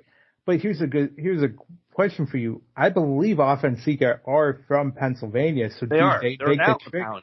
Yeah. Do they make the trek to Pittsburgh and show up in Pittsburgh? Is there a reason to bring them to Pittsburgh? Maybe Roman does show up, but it's because Jimmy and Jay are fighting and there's some sort of tribal tie back here. That would be great then. I want medium rare crow if that happens. Yeah, I would love that. I'm just saying, logistically, that makes sense, and logistically, it could work for them. Right. They can make that work. They're older. They probably don't travel to the West Coast or whatever. And where's Mania then? Philadelphia. And I'm looking up, what was it, 2020, when they faced Hell in a Cell, when they showed up with the lay. Oh, see, that was in Orlando. So they made the trip to Orlando. So, all right, they could make the trip if they need, but 3 years later, COVID, they may not be willing to travel more than whatever it is from Allentown to Pittsburgh. So, right. Yeah. But overall, we love the pay-per-view. We really did. And I'm not getting tired of any of it because I still think we say this, or I say this all the time, there's so much meat yet on this freaking bone to go. Mm-hmm. We have to get Jimmy fighting for his chance, and then Solo. Listen, Solo didn't look at that lay and hold it the way he held it without getting his comeuppance at this. Mm-hmm. He didn't. That was part of the story as well. Yep. That was a key part because it's foreshadowing the future coming forward. All right. Raw. We could probably run through Raw pretty quick, I would think. Cody comes out, survives everything. We're getting listen, once one person came out, I knew 24 were going to come out because that's the way that we're going to start a Raw after pay-per-view. Yeah. We get a 6-man match. Fast forward to the end. It doesn't end up with a 6 in it because Sammy hurts his elbow. And we're going to loop all this together. Shinsuke is now Seth's number 1. But from what I'm also hearing, that's a minor step in the road here, apparently, because it's Seth and Cody at Payback. What? Do we need people to get there? I don't know if he gets there. I feel like this is meaning Cody. Yeah. I don't know. Like I don't know who would take him out at that point. You know what I mean? Shinsuke could, but to your point, how does it get medically cleared for a fucking week? He can get a concussion. Well, even then, maybe Shinsuke takes him out, or they just make it a triple threat, so we don't get the same old. You know, that could happen too.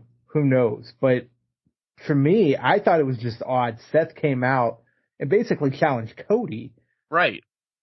For it, even if he wore his Crocs, big ass boots. And by the way, yes. I want to buy those. And you love those? Well, I love them in a punny way. They were horrendously funny. Oh my God, those are terrible. By the way, it's 7-7 halfway through. Well, not even halfway through the second. So we're still in good terms. Nobody hates each other yet.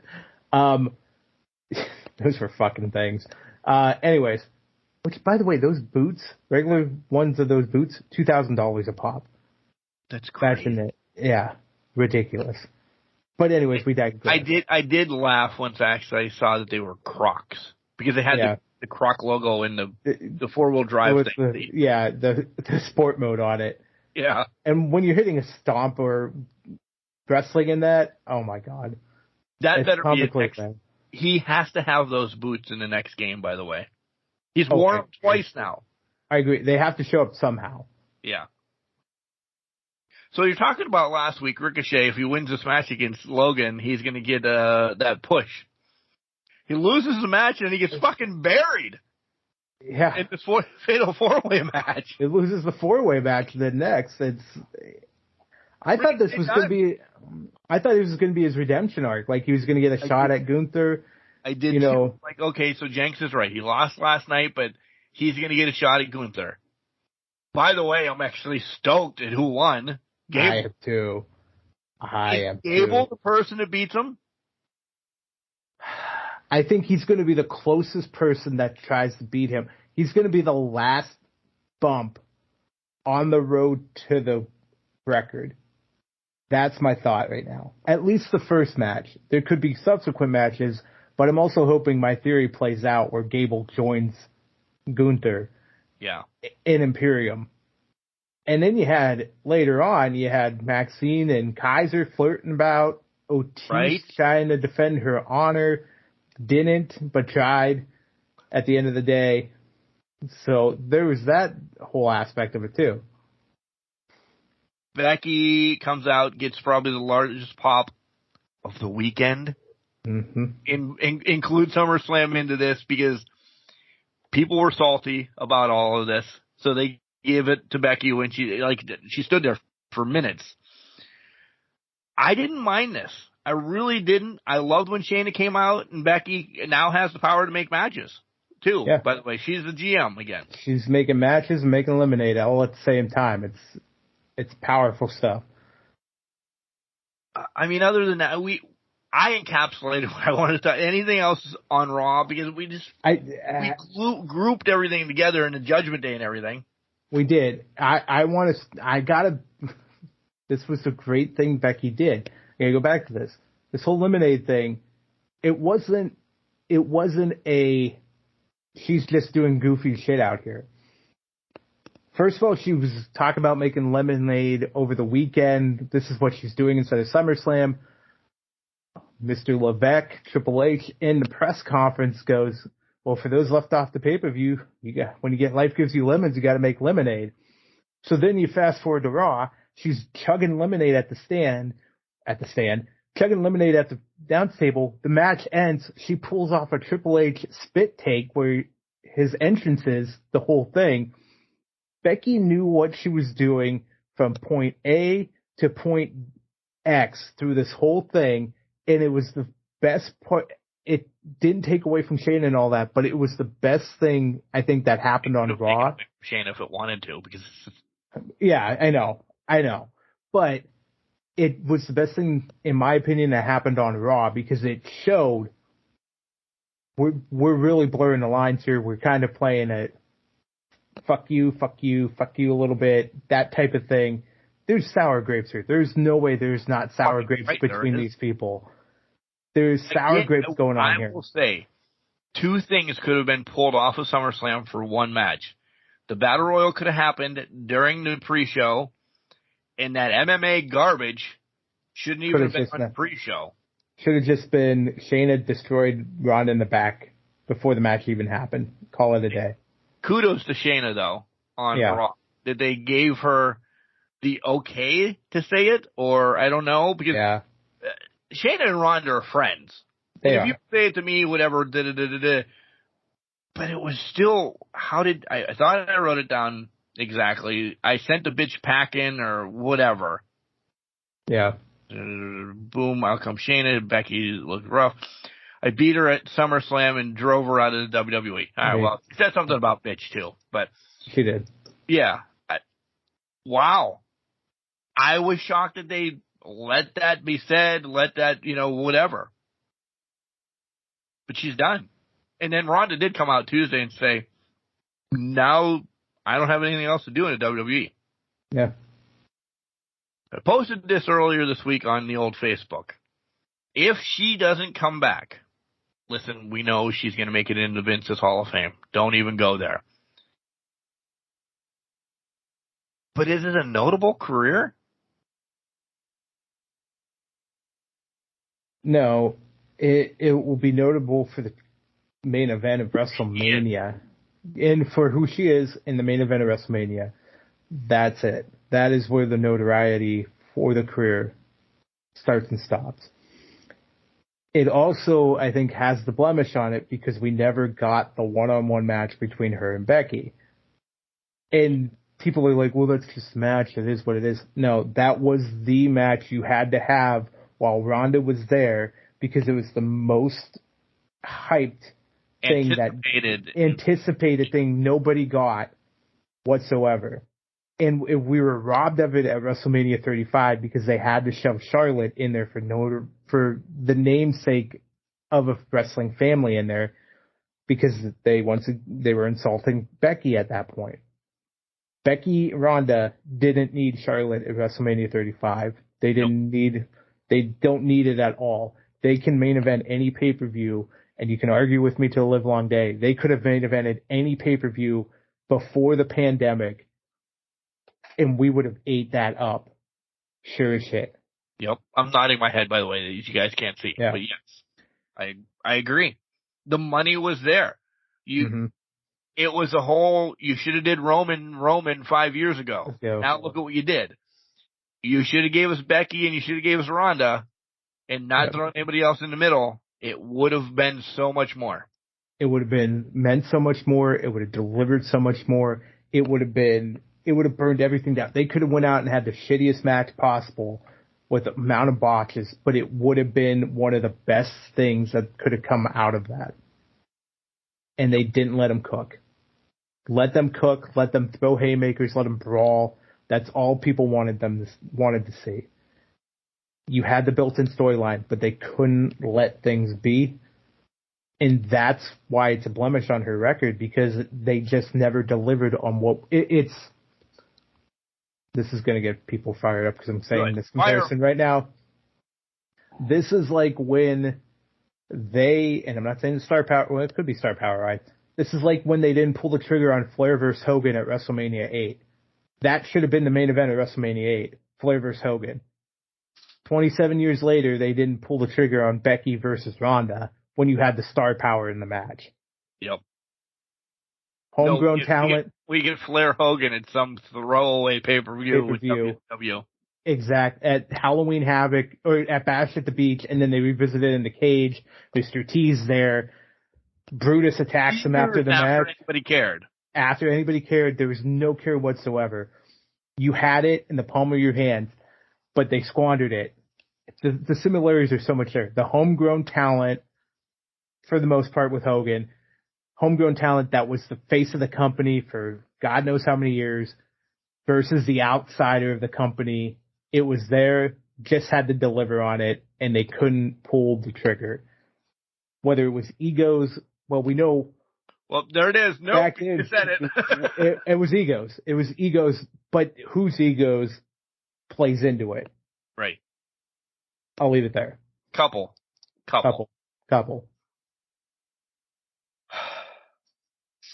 One more question about WWE, then we'll go on unless you have something. Mm-mm. What are we going to do with the tag titles? Because they're fucked. I mean, we've talked about the women's. Chelsea did whatever Chelsea did. Sammy doesn't have an elbow, and KO has come to terms, essentially, if you watch some of his interviews, he was ready to go for 20 more years. Now he doesn't know. He knows injuries have caught him. And he's saying year or two tops, maybe. Yeah. I think you just have to separate them and tournament. That's like all you can do right now. It's been a minute. It's been a minute since they defended. By the way, it's been a minute since Rhea defended too. Yeah. Oh, it's been a long time. Yeah. Throwing that out there too. Rhea, what was her last defense? Nat on a throwaway Raw. They need to get him out there, put him on somebody and get it. Hey, you know what? The tag title Rhea could defend every week. That's the shame on them. Yeah. Yeah, true. Open challenges or some shit would be, you know what I mean? Or just get creative with, don't even do a tournament. Do, what is it? Impact, Bound for Glory series. That would be fun. Let tag teams try to win. Whoever has most wins at Bound for Glory, they face each other 1-2, winners take all. That type of thing. Steal something from AEW even. Blind Eliminator. Yeah, I was going to say WWE is great for putting teams together that don't make sense half the time. Especially in the women's division, they did it. That's how they lived through the 2000s and 2010s was, I'm throwing this fucker and this fucker. Jericho was on so many goddamn teams with Jericho and whatever. Yeah, Kane. Yeah. Daniel Bryan, Kane, and Kane, for that motherfucker, has been on so many teams with RVD, Hurricane, X-Pac, Daniel Bryan. Anything under the sun, they threw Kane on a tag team, they won the tag titles. Do it. Just do the blind eliminator. And, we're going to bitch about it. Yeah. But at least if you continue to do it, you'll give us some consistency and your titles will mean something. Hopefully. Well, even if they just come out and say, we're going to do a blind eliminator, probably different terminology, but say, we're going to throw random people together and see what tag teams come out. We'll go from there. Deal. Or do 4 established tag teams versus 4 blind eliminator tag teams. I mean, AEW said they were doing a blind eliminator and they did the same thing. Right. So just do that. Make it happen. I mean, at some point you have to just be like, we have to, first of all, separate, get the titles separated, reset everything. Yeah. Nah. Will they do it? Probably not. We're stuck right now. We are stuck. Big time. Anything else you want to bring up? No, I think I'm just taking a breath. Okay. Let's take a breath and we come back. Recap AEW for the week. Good, bad, ugly. All encapsulates AEW this week. There was there was some good. There was some. He just said that. So yeah. Yeah. This is Shalonce Royale. And if you're not listening to Can Crushers, like, what are you doing? You need to listen. You have to listen. While we're white and pale, we are not skinny enough to be snorted during the 80s, but we are the Can Crushers and we are back, baby. You got me. This was one of my favorite moments of the week. And it was mine, too. We're not there yet, though. We're not there. By the way, this is going to be quick on 2 shows, and then one we're going to kind of a little deep dive. As I said, I didn't record Rampage because I was an idiot. However, I do have some thoughts on it. I could give 2 shits about Hardy's and Keith Lee against Kip Butcher and the Blade. The only thing I have to say about that match is Keith Lee shaved and he dyed his hair back. Yeah. Good for him. He looks better like this instead of Santa Claus. 50 years old. Yeah, I agreed. I have been an Anna Jay fan since she first came out, and the Dark Order, and the JAS. Yeah. So I am not shitting on her on this. What happened to Sky Blue? That's where I'm going. She was, in the last 6 months, somebody that I looked at, possible TBS champion, not upper card, but would give, and I'm going to use her name, give Britt a good match, would give Thunder Rosa a good match, Jamie a good match. Why are we just, she's homegrown of homegrown. Yeah. And we're just, Anna Jay's just coming back from an injury again.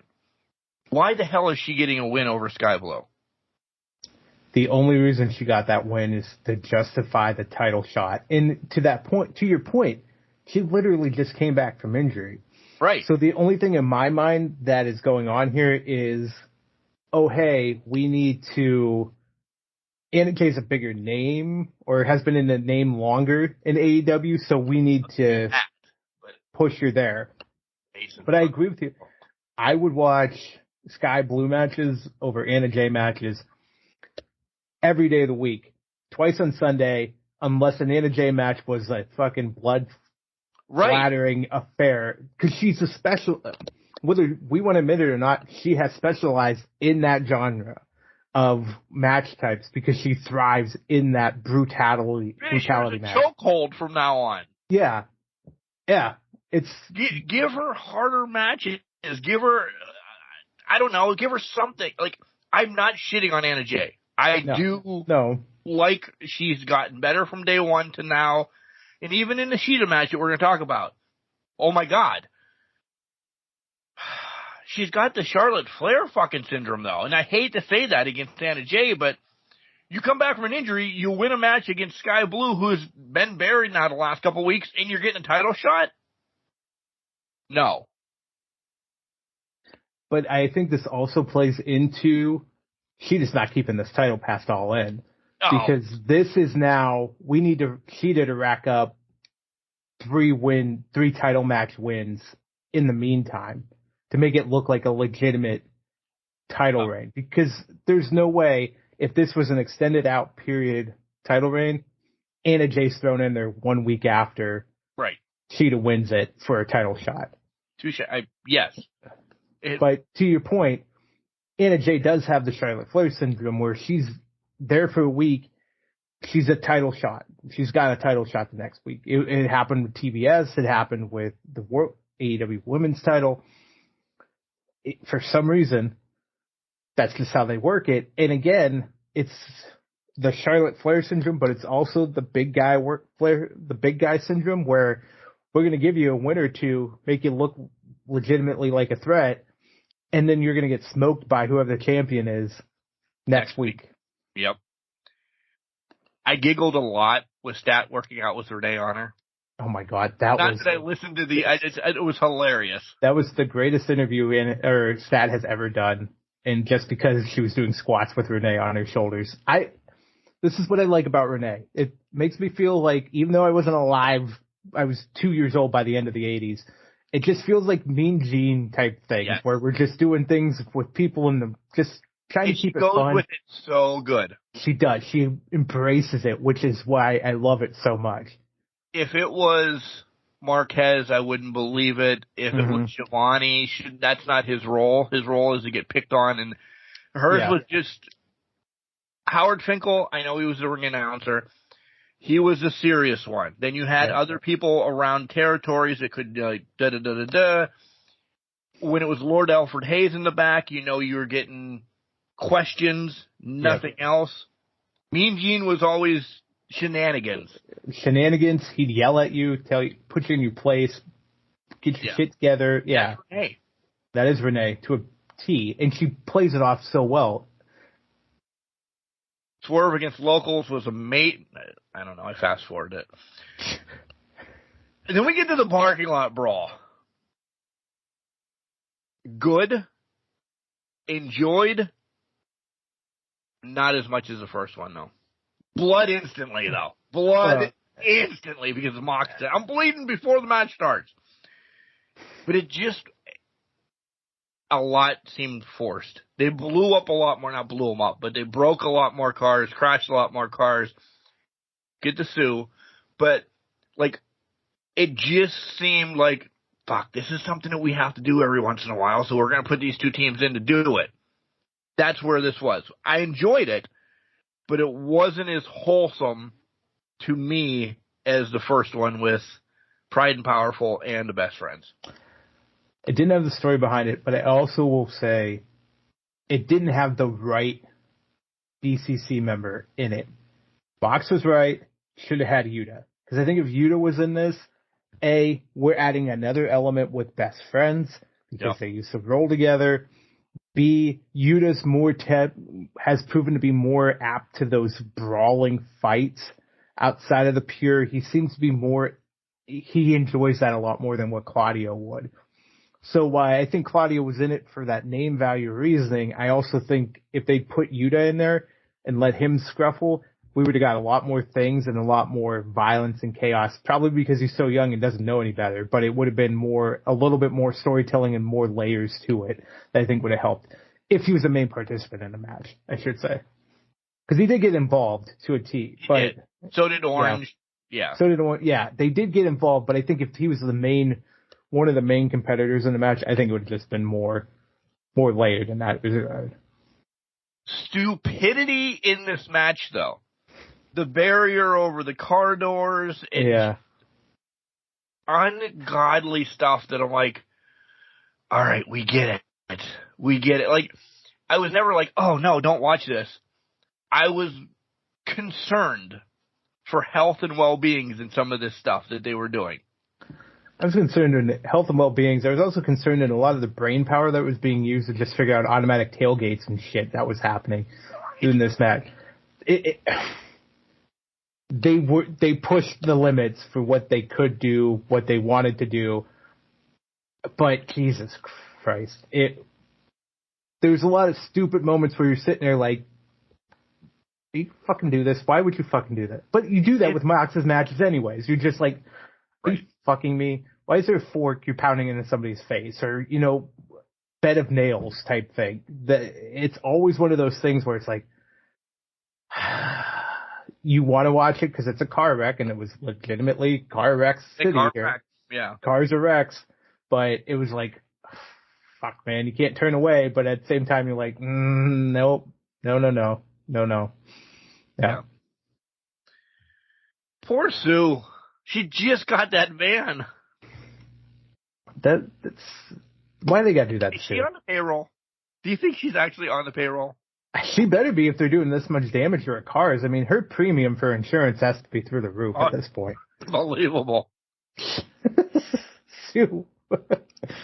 Poor Sue. Think about that. She's got to be making six figures just to pay for the insurance in this car.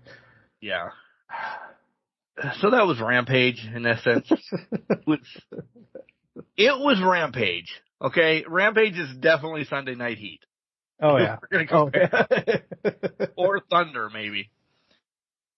Depends on the week. Depends on the week what it is. Really does. Did I ever tell you this story? I believe it was 99, maybe 2000. Thunder was in the Tulio in Erie. I remember it was in Erie, but yeah.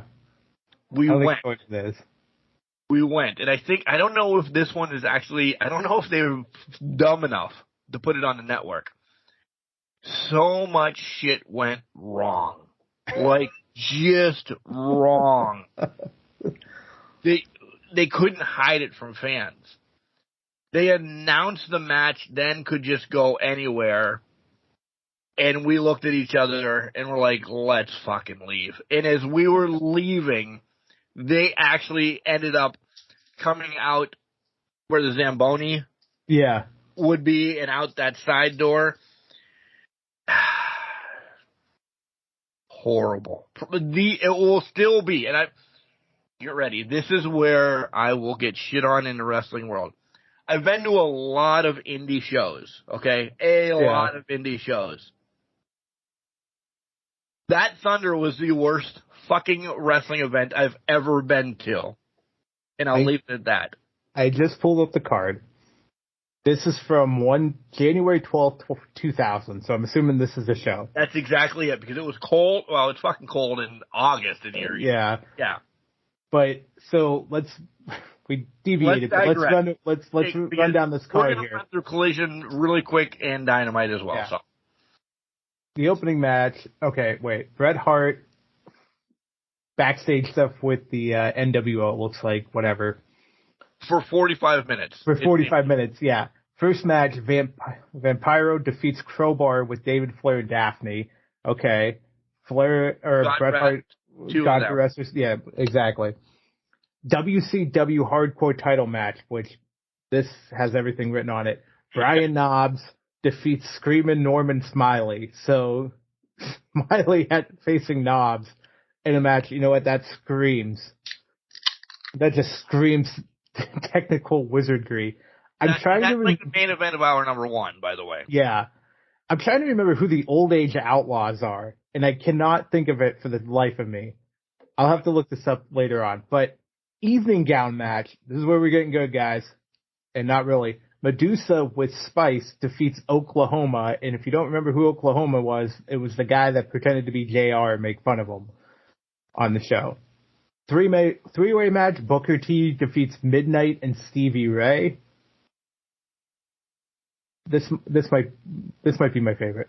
Old Age Outlaws was Arn Anderson, Larry Zbyszko, Paul Orndorff, and Terry Funk. Of which ones were there, I don't remember. Right? And this is, listen, that's a fucking who's who of wrestlers. But that's not what they were doing then. No. They were doing stupid shit. Okay, go ahead. this says backstage Larry Zbyszko and Paul Orndorff searched for Bret Hart. So at least those two were there. Yeah. So, okay. Champagne on a pole match. Bam Bam versus Chris Kanyon with Jay Biggs and his valets. And then the main event was Jeff Jarrett, Kevin Nash to beat, who shall not be named, and Sid Vicious. If you don't know who that is, it's Benoit. But yeah. So now theoretically, that's one. I did not see the. I think we left prior to Medusa. I think we literally left at the hardcore match, so we were there an hour. This has been what ended it. Backstage, Arn Anderson carrying a bucket of water and Terry Funk made their way to the ring as Funk carried a flaming branding iron. Funk and Arn came in, challenging the NWO. Anderson threw water in Bret Hart's face, revealing bruises on his face because of makeup was on his face covering the bruises. Hart hit Arn with a pipe. Nash caught Funk from behind. The rest of the Outlaws came out, but were stopped by Steiner and Jarrett. Funk and Nash struggled over the branding iron as Thunder went off the air. You brought up something that, listen, by the way, not throwing names out there. Big interview we had. Something happened. Couldn't do it. Don't know if it's rescheduled. Da-da-da-da-da. So at some point, if we need something to do, I think we fucking watch this. I kind of want to watch this out of spite and what the fuck is going on. Now, I thought when you said this, the Kiss Demon was somewhere on here. I was wrong. It was just complete and utter trash. And what they're doing, this is what made me want to, remember when I tried to watch WCW every week, trying to watch everything? This is why, because it wasn't necessarily to relive the NWO's heyday and do all of that when WCW was good. It was to get to this shit and see what the fuck happened, how it went downhill so quick, and look at it from a 20-year perspective and say, I gotta watch this now, just because I need to know. We'll take notes. We'll have to do a special on this then. We have to. I know I did not see the dress match or the champagne match or the main event. I know that for a fact. Excuse me. Yeah, and I mean the three-way match, Booker T, Midnight, and Stevie Ray, that seems like it has potential. Although Midnight, I forgot was a woman, so that could, I don't know how that's going to work. But okay, we'll see how this works. But whenever you decide to watch it, take your notes, keep your notes locked away, and then someday we'll revisit this on the special. We're going to have to at some point, because I need to revisit all of 2000 WCW. Just watch Thunder. Just watch everything. Thunder. You'll take Abdullah the Butcher's fork with hepatitis on it and jab it in your head. Can't wait to meet him at WrestleCade, by the way. So Collision starts with FTR against Big Bill and Brian Cage. I agree with you. Now, Big Bill and Brian Cage could be a formidable tag team if they do it right. I enjoyed this match. Of course, they were working with FTR. Brian Cage needs to stop being animal, though. He looks stupid painting his face. Especially when his other partner doesn't do it. He looks stupid. He looks like the Renegade. When I looked, when he did it on Dynamite, I'm looking at him like, why the fuck is your face painted? The Gates of Agony or whatever they're called. One of them's in sweatsuit. One of them's dressed the part. And then you got Brian Cage over here in fucking Renegade-esque looking attire. Cut off and Bailey's Hugger spandex pants. In this, the face paint. And I'm like, what the fuck is going on with Brian Cage? Like, not believable 6-man tag. Anyways, I digress from what was, but yeah, I agree. Because this happened, it was like since they had that match with Sting. Do you remember when he painted his face like Sting? Yeah. For that match? And I bitched then too. And it's now become a thing where he's like, I look good in face paint. I should face paint from now on. He told himself that. At this point, he told himself that, and he's like, I'm going to wear face paint from now on. That's how I look more intimidating. my dude, you are 6'5", jacked to the max. You walk up to any person on the street, they're going to be fucking intimidated you besides somebody stupid enough to step to you. Okay? Yeah. And I'm not saying you could probably win a real fight. I don't know if you can or not. But you have the persona that you're going to not want to be messed with and nobody should fucking step to you. You don't need to paint your face. Touche. FTR gets on the mic afterwards and says they're the greatest tag team, da-da-da-da-da. And essentially to say Wembley, Young Bucks. Young Bucks come out. The crowd goes, Bucks, Wembley. Young Bucks only say, all in. Boom, match set. We got that. We get my cousin, Mercedes Martinez, against Statlander for the TBS title. Another barn burner. This was great. Yeah. I love this match.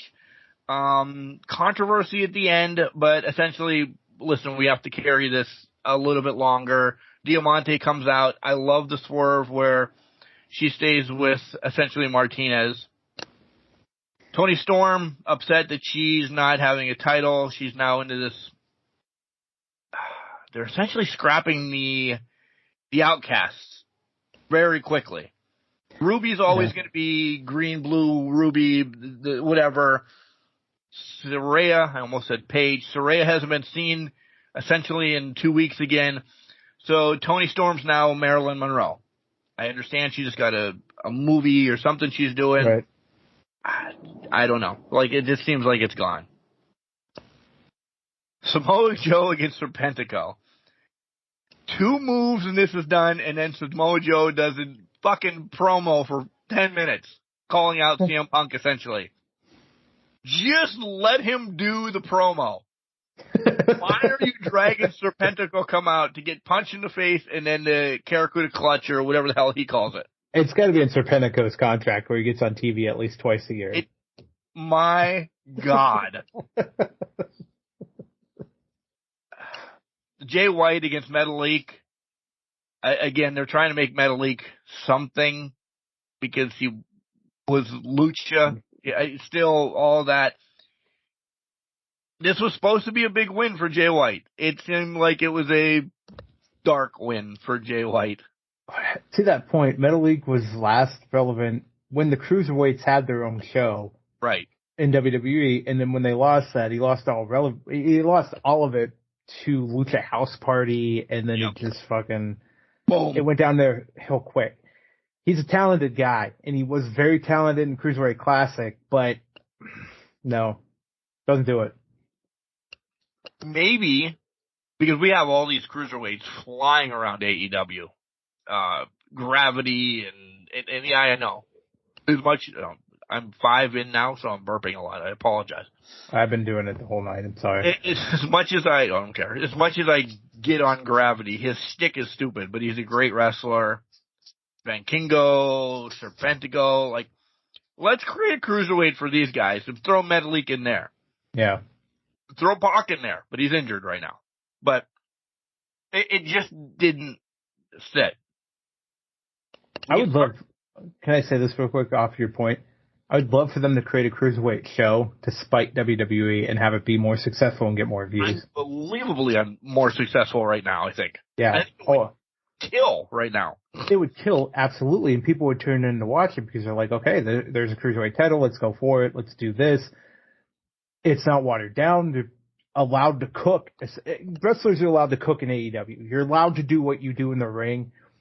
Tony has creative direction and tells you who wins what and what happens, but at the end of the day, you do what you need to do within the ring. Yep. And that's the beauty of it, and that's where the Cruiserweights would step in. That was the beauty of the Cruiserweight tournament way back when. They let them cook for the time limit they were given, and people loved it and ate it up, and then it just got watered down, and they lost track of what it was. So they need to revisit that and need to go back. I think if AEW did that, 100% people are watching that shit. And we're going to get another show from AEW on YouTube. Put it back on YouTube. Produce it. Get to NXT again. You know what would be hilarious? Is if they put it on YouTube, have Paul White and Mark Henry commentate on it. I would just love to hear two big guys just commentating on this fucking Cruiserweight action that's happening. I'm psychotic. Let me be. That would be fun. To me, No, this I'm would saying- taught me. This would taught me 100%. And just have Excalibur try to drive the conversation somehow. I agree. I don't know. Tony, there's a silver platter just handed to you, by the way. There's money there. Starks, Punk for the real championship. Steamboat as the referee. No, Steamboat was the special enforcer. I thought Steamboat, and I think they let us believe, and I'm pissed about this. I thought he was too. He just stood on the outside of the ring until the tail end, and then if you call him the special enforcer, you know he's going to make the final count anyway. Yeah. We understand that. So you just, I don't know, farced us. Farce is the word I'm using today, not the word I'm looking for. Pulled the wool over our eyes, whatever.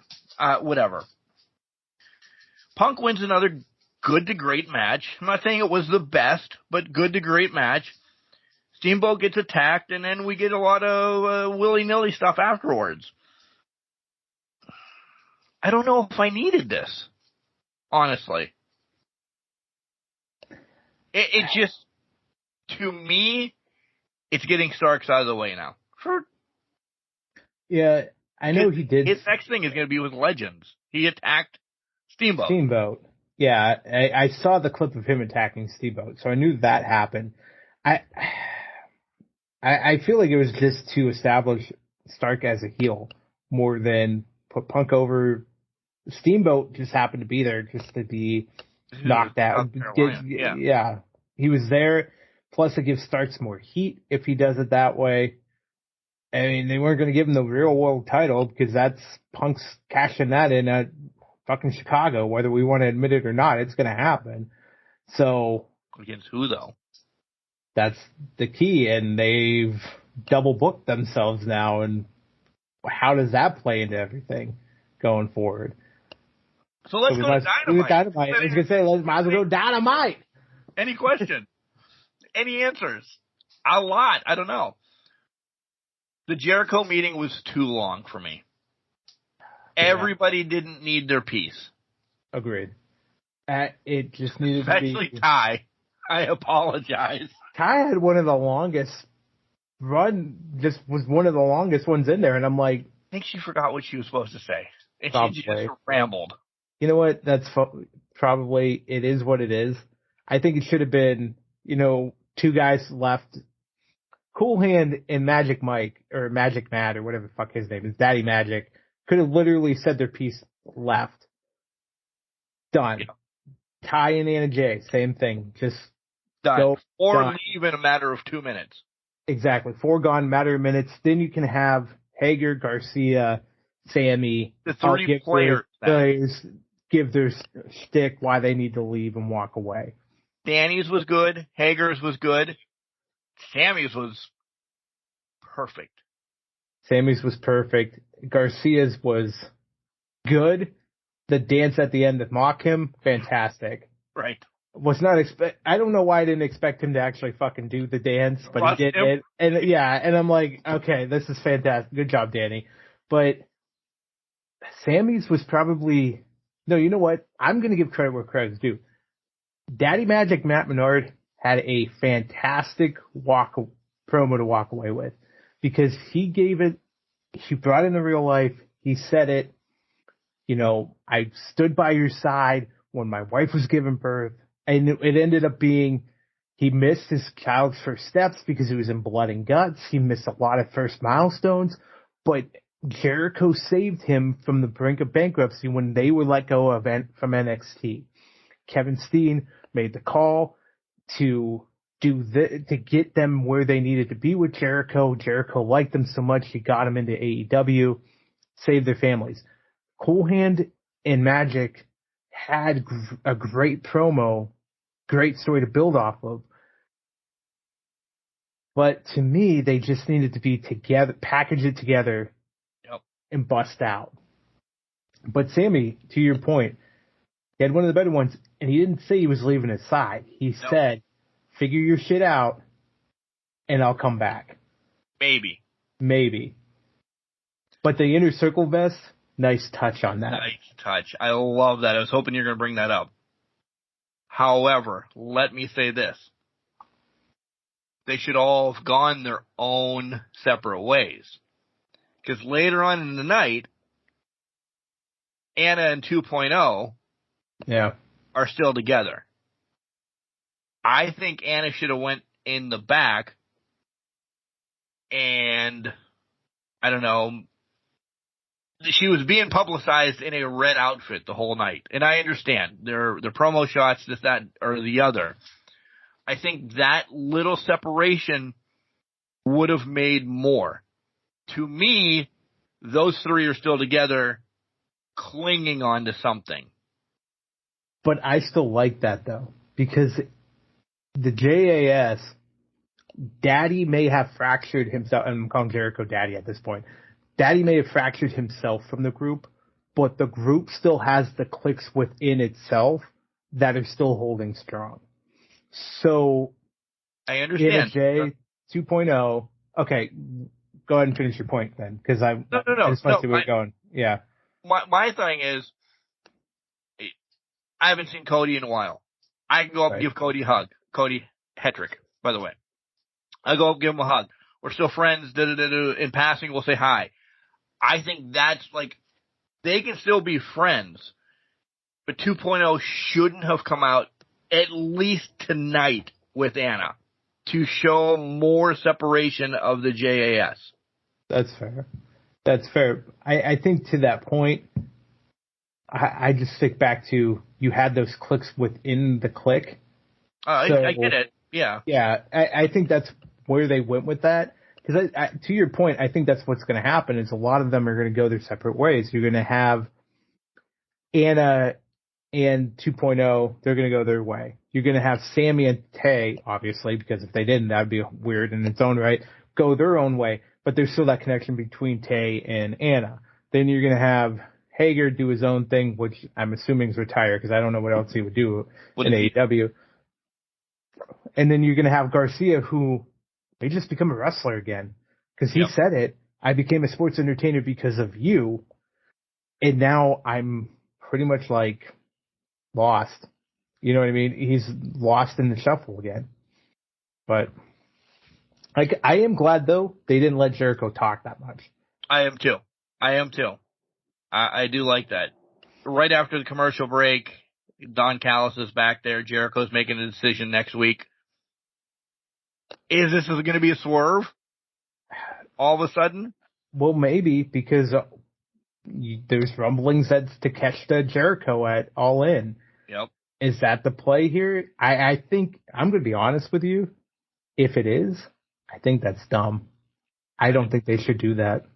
No. I think that would be the stupidest move ever. Right off the bat? Yeah. This should be, let Jericho run with them for a couple months, say he doesn't like it. Sammy should be they don't like him, exactly. One or the other. Don't need him. Yes. I just think it's not good. Make this a clean break. End the JAS. Let's have everybody go their separate ways. Because what I don't want is Sammy running back to Jericho in 2 weeks and being his best friend again. Yep. Because that takes away from Sammy all over again. And he's playing second fiddle once again. Exactly. The Bucks and the Hardys, the Bucks win, and I just didn't care. And it's not because of the Bucks. They need to retire, not the Bucks. The Hardys need to retire. There was a lot, and I'm not saying moves, because I didn't watch this match that much. There was a lot just off in this match. I think 10 years ago, this would have been fucking amazing. It was great when it was an ROH for in the ladder match before the Hardys came back to WWE.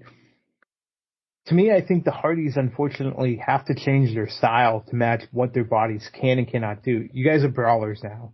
Brawlers. You're not extreme. You're not extreme. You're not high flyers. You're brawlers.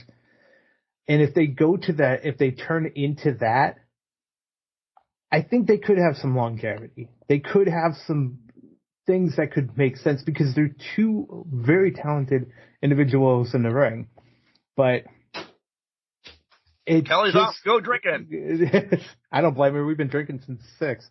So, Well, you might have been earlier. I don't know. But No, only started at like 5:45. That's fair. That's when I started. Anyways, but yeah, I think they just need to change their styles to get longevity out of them. Because right now, it's not clicking. It ain't working. They're not Team Extreme anymore. They're not Team Extreme. They are old Hardys. And old Hardys need to just brawl and throw a twist of fate every once in a while. MJF and Cole going to the trampoline thing was the greatest thing I've seen this week. Billy Madison-esque in every aspect of it. The little girl flipping them off was just a chef's kiss touch on that one. Just perfect. Thank you to the parents that allowed your children to do this, by the way. I felt so bad for the kid that got nailed in the balls. I was like, oh, fuck, dude. Good luck with that. But and the one girl that got planted in the fucking head while on her phone. Bam! Oh. Great camera work. The FTW Championship. You got all RVD's greatest hits. Hey, I'm impressed that he could do all of that shit still. When he was in WWE back in 2013 in his last stint, he didn't look that fresh or that good. No. And now he looks, he's moving at 52. So I give him props. He is. Who are we getting next? I still think Taz is choking him out at some point. Because Taz is making threats still at commentary. I'm not saying it's a match, but he's still making threats at commentary. He needs somebody, I think, a la ECW at All In, right? I would think, but who's it going to be? Maybe Rhino? Maybe he gets a Rhino involved. Because I don't think they're bringing Sandman to London, to be honest. Right. It's not Jerry Lynn, because I don't think Jerry Lynn can be medically cleared to wrestle. Tommy's linked with Impact. Tommy would be great. Tommy really would be great. To that point, Impact has, I think, a good relationship with AEW, so it could happen. Bully could show up. He did compliment the Young Bucks on their 3D this week, so maybe him. I don't know, because you're running out. The well's not that deep with the ECW guys right now. Shane Douglas, I don't think would give. Well, that's where I was going at the very last second. Yeah. Shane Douglas was never linked to this FTW title, nor was Tommy, but him and Taz had matches. They had history. It makes sense. Yeah.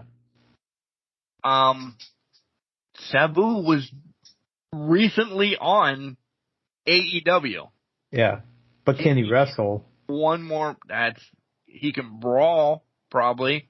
And jump off and through tables, so maybe he can put together a match. I don't know.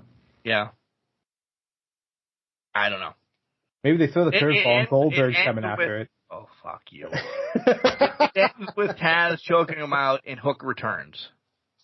It could be an all-in. Taz chokes him out, Hook returns, and then it's all out.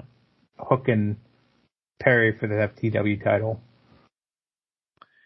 Then we get the whole MJF Adam Cole in the ring. He loves the Midwest. They're not mid.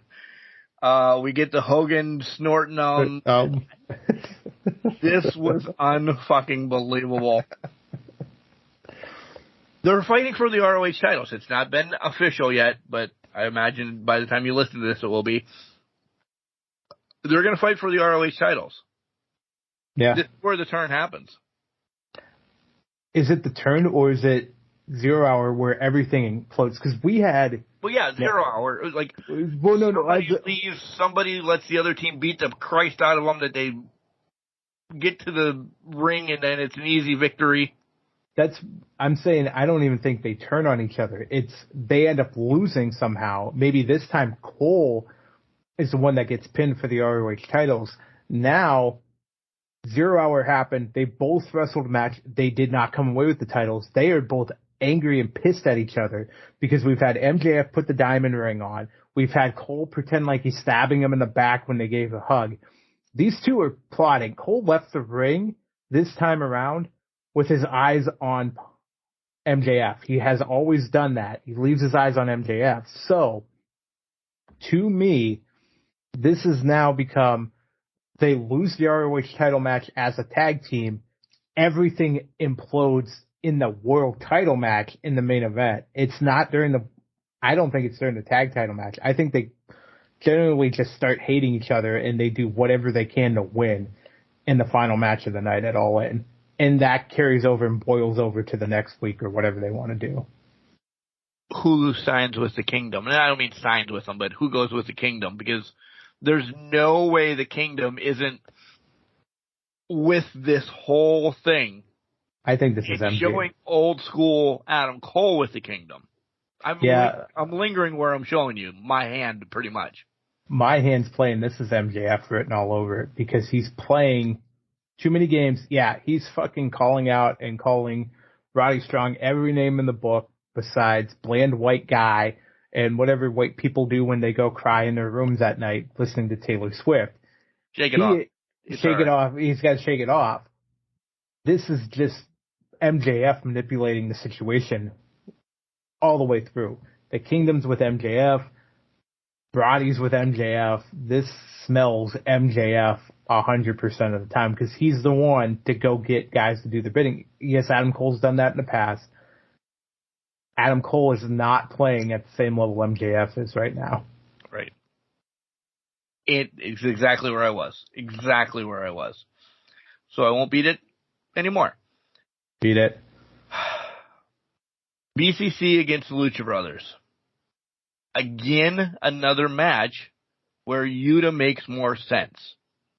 Mm-hmm. I understand you're probably building up for Lucha to get another title shot against Claudio. Get ready. Remember when we were all pandering for Claudio Cesaro to get a title? This has been fucking horrible. I don't like anything he has done with this ROH championship. Nothing. He should have lost to Eddie in March. Yeah, well, yeah. And that, like, he's done nothing, but with Eddie, that was the correct out. Now that it got past Eddie in March, this has been absolute shit. He's not doing anything worthwhile raising the bar with it at all. Listen, again, I'm not paying $10 a month yet to watch ROH. Who's he going to lose it to? Like, he needs to at some point because he's not, I don't think he's doing anything with it. Nah, he's not doing jack shit. Like, it was good for him to get it off Jericho. It made sense. But since the Eddie thing in March, it's dragging the title down because it's just, we have a title on somebody in a group overall, and it's just getting the title on free TV, basically, on cable TV. He's not doing anything for the name brand, himself, or anybody. ROH title is just being held hostage right now, more or less. Roosh re-signed. That's who I want to get it. I would love that. And let him run ROH. Like he did. Yeah. Do they get... So obviously it's got to be Penta's going to have a match with Claudio at some point. Yeah. His mask, I mean. Yeah, he stole the mask, was wearing it, he mocked him. That's the match. Maybe it is Roosh, but maybe they have to build up Roosh in ROH to get it back to him, and that's where December's pay-per-view comes into play. It's a build-up to get to Roosh at that point. Because outside of that, I completely agree with you. There ain't nobody. No. There's no one in ROH, nobody in AEW right now that I could think they would want to put that title on. But maybe they'll pull Taylor's going for the TV title, which is going to be a great match, by the way. Yeah. Super excited to see that. Right. If he wasn't going for the TV title, Shane Taylor's done a lot for ROH. But yeah. I don't know if it's not him either. I mean, I would love him. Alum of Can Crushers, by the way. I would love him to be champ again. He's just not there anymore. And I hate that I said it like that. That's the thing. In the face, but he hasn't been built again. But that's the thing with Tony Khan's ROH is a lot of these guys have to be reestablished to be built up. And if you don't have that opportunity to do that, you're not going to get there. And with Shane Taylor, he's only at the level of the TV title right now, which a win over Joe catapults him instantly into a. But an you're not atmosphere. TV champion. Yeah. So you're going to run with that for a while. Which is fine, because then you could make a run with the TV title, continue to build yourself up, and then maybe eventually you lose that, but you're still in a better position than you were. So now you can kind of shoot for that ROH title, who by that time could be a Briscoe, or it could be, whoever, Roosh or whatever it is. Because let's be honest, I don't know how long Mark's out with the injury. How long Briscoe's out with his injury. If he comes back in the time before December, I don't think it's Roosh anymore. I think it's Briscoe getting a shot at Claudio. Because I'm going to be honest, I'm thinking Briscoe was supposed to win that title at Death by Dishonor in July. I think so too. I would think so. Yeah. But an injury derails that for a little bit. And they don't know. They don't have Plan B. Yeah. Because you always need Plan B. Plan B. And that's where Tyler Black comes out of nowhere in his Crocs and just takes over the company. Kenny is only getting to the freaking show with half an hour left? Or was he leaving? I thought he was leaving. Oh. All right. Because Marvez Scott looked like he was getting out. Fucking dickheaded VP, you're leaving your show half an hour early? Well, he's a big star. He can't be bothered staying around there, things of that nature. Who are we getting with Kenny? I was trying to figure that out. Is it Ospreay 3? Are we going to have 2 number 3 matches at a pay-per-view? Apparently. Could be. Because I don't think there's anybody else out there that would be big enough for All In. I mean, it makes sense. Ospreay's from England. That would be the thing. We didn't think it would be that. We thought it was Wrestle Kingdom for the next match. But maybe Tony Khan worked out the deal where it's... Gave him some money. Gave him some money. The only way that I think Wrestle Kingdom was like, you give me some money, you can have number 3. Because we deserve number 3. And they do. Yeah, they do. They started it. It should end in Wrestle Kingdom. Right. But maybe they got that money. That money does it. Money talks. You brought up Swerve and Gang, so we just don't even... Sting's back. And that's the match at All In, is Swerve and AR versus Darby and Sting. I know that had you salivating at the mouth for it to start. Not at all. Not at all. Then we get the main event, which we kind of already talked about, Anna Jay with 2.0 against Sheeta for the title. Listen, so go ahead. You say your thing because you just gave me the 0, so I don't know. No, you're good. You're good. No, finish your thing because I was going to talk about the tournament a little bit. Well, that's exactly where I was going. Okay, the tournament. Listen, just put him in the fucking 4-way match. I hate to say it that way. Just put him in the 4-way match. We need women's matches, and I hate to say it like this because we just defended women's matches, 3 weeks ago. But Jesus Christ, there's no way. So Sheeta wasn't going to defend the title. Anna Jay was going to be defending the title against Toni Storm and the other 2 big names. Yeah. Well, let's also break it off like this. Toni Storm gets a bye. The champ has to fucking defend her title to even get in the match. It's a rematch. She's demanding. So you demand your rematch in a 4-way? 4-way? Well, that was my point. You're demanding your rematch in a 4-way, so you get an automatic bye, which doesn't make any sense to begin with the 4-way aspect. Then your champion has to win a match to get into the 4-way when she literally just won the match last week, which blows my mind. Against the person that gets the automatic bye. That doesn't make any fucking sense. Then you're going to tell me that Saraya and Sky Blue, which, hey, happy for Sky Blue, she's getting to face Saraya, and there's a match with Saraya on Rampage, but she's going to have to, but Sky Blue, who's been fed to the wolves the past 4 weeks, is going to be the threat that knocks Saraya out of it? Please. And then finally, and the other one I'm just running through it. Bunny versus Britt. I'm glad Bunny's back in action, but this is Bunny's first match back, as far as I know. Against the Pillar. Against the Pillar. You're going to tell me the Pillar's not going to make it back to fucking All In? Please. This could have set up to be. This could have been your. Well, we know Sheeta's in, and you guys will know other people too. By the way, this could have been Toni Storm against Anna, Sky Blue, and Bunny. That's what you're telling me is a possibility at your fucking $80,000 people show in Wembley. Please. Don't. Just put them in the match. Yeah, and it's not... longest reigning champion. This is your pillar. This is the legend. And Toni Storm says, I just lost my title, so I'll fight all three of them. I don't know what... I gotta look up the result of whatever tonight's, or for you guys, yesterday's Rampage is and who won. Unless they were going to swerve it out of the building where Saraya somehow lost, and don't get on me because I know it's not going to happen, where Sky Blue somehow pulls this out and Saraya loses, and that's the shocker of the tournament. To your point exactly. So now you're telling me you're even stupider, and I love you. So now you're telling me that Saraya's not going to wrestle in her fucking home country? What I'm saying, what kind of fucking shit? But of the 4 matches or 3 matches that were presented in the automatic buy, the only one believable may be the Sky Blue one, because Sky Blue was at least flirting 3 weeks ago. 3 weeks ago. Yeah, exactly. No, I'm sorry. Please. What the fuck?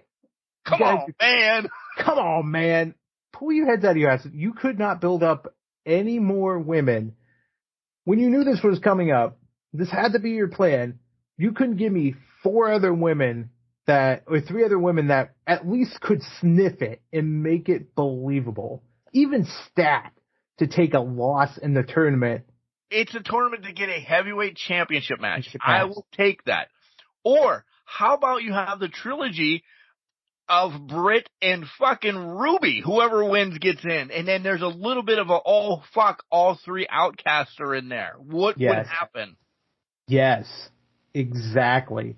That would have made more sense. Sheeta versus the Outcasts. Holy fuck. Do they implode? Do they team up? What's going to happen there? That makes perfect sense to me. Where's your girl Willow at?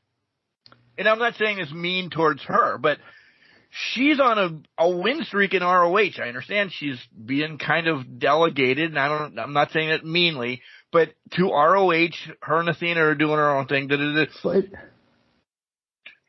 and I'm not hating on the Bunny. But it's Bunny's first night back. Fuck on. Yeah. But to that point with Willow, she just won the Owen Hart tournament too. Right.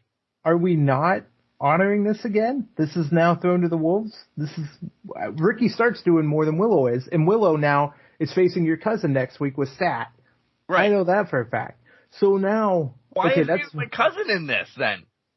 She's exactly a legend, older in the business. They had the opportunity to put 3 formidable people in there to make it work, but they went. I get you want to give the rub to the younger talent a little bit here, but if you're going to book your biggest show of the year, and you know Sky Blue's on a down streak, made her lose. Anna Jay hasn't really done much since the injury, so she needs to kind of. And Bunny, people are in the tournament. Exactly, and the Bunny just shows up out of nowhere. Nothing against Bunny, but you're just returning from injury. That doesn't make any sense. Put Stat, put Willow, put somebody in there that's had success lately into the tournament and let them go for it. Let them cook. Let the women cook. This was thrown together just to throw it together and say, hey, we've given the women ample time on this fucking thing. That's all it was. We're booking We're booking better matches. No, you're not. You're booking nonsensical bullshit and trying to pull the wool over our eyes to say that it was. This is a horseshit tournament. Granted, when we get to the match, I imagine the match is going to cook. And by the way, if you haven't noticed, title's going to say cooking it or something like that of the podcast. it was disappointment all around when this was released. And I'm glad we saved it to the tail end to really just shit on it. I agree. I'm very happy we did that. I was going to say one more thing, but I can't think of it, so we'll just let it go. Wait. Oh, they fucked this up. Anyways, no, I got nothing. I'm good. Oh, you're good for the show? You're done? I was trying to think of, there's something else I wanted to bring up, but I cannot think of what I want to bring up. I can still talk if you want to talk. We'll talk shop, whatever you want to talk, but I can't remember what my point at that point in time was. By the way, it's 27-7 right now. I'm going to lose out on the 28-10, but I'm still in the running for 27-10. So can we make this happen? Maybe on the next kickoff, the Steelers they'll just kick it through the extra point in arena and to get that 1 point. I wish that was the thing in NFL. I agree. But how many times can you do it? Just once?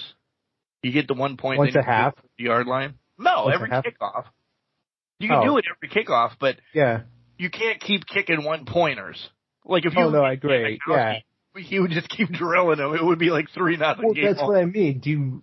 Can you request to say, I'm going to try for a 1-pointer here, and that's your one per half. You get one shot out of the half. Oh, all right. I'd give you that then. Yeah. Yeah. I mean, you get one shot at a 1-pointer per half if you want to take the points and try for the points. If not, it's just a kickoff and there's no harm, no foul. Let's do it. So I can get my prediction right here. Right. If this ends up 27-10, I'm going to be pissed. I just want that known on this podcast right now, and I will be bitching up a storm in segment 1 next week.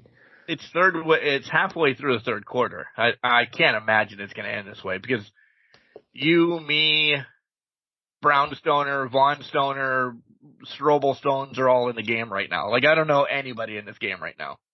And I've been more than you have. I know Kyle Trask is in this game. He just fell handing that ball off. I know I'm behind you, but Jesus Christ. This team's a fucking wreck. 5-12. Mason Rudolph's still in the game too, so.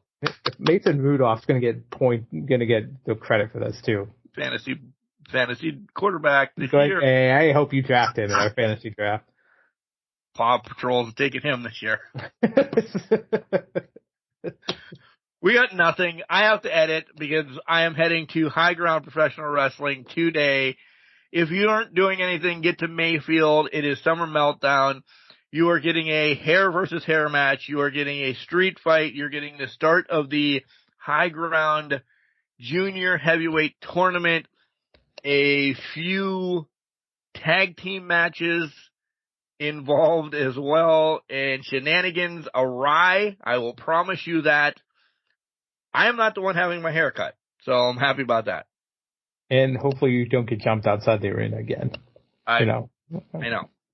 I called the APA. I don't have the money for them. So you got the QPA. That what's the McDonald's commercial right now? QPC, quarter pounder. Oh, QPC, yeah, QPC. That's the QPC is coming for you. Yeah, I have the QPC. You might be able to afford Grimace. Give him a couple Grimace shakes, you should be fine. Did you get one of those at all? No, I had no desire. I had no desire to try it. I thought the videos were hilarious where people were just dying after drinking it, but did you get one? I did not. I'm sad about that, though. I'm an idiot. I like stupid stuff like that. I don't blame you. I don't blame you one bit. I'm not judging you. That's fine. I am ready for Shamrock Shakes, though, and I'm fucking ways away from those. I'm always ready for a Shamrock Shake. Remember, just because we are definitely trashing dirt balls today. Oh, man, I just blew everything out of it. Remember, just because it's trash doesn't mean you can't do great things. Garbage can, not a garbage can. Not. Make sure you tell your loved ones that you love them. Don't get them a Grimace shake, because you never know.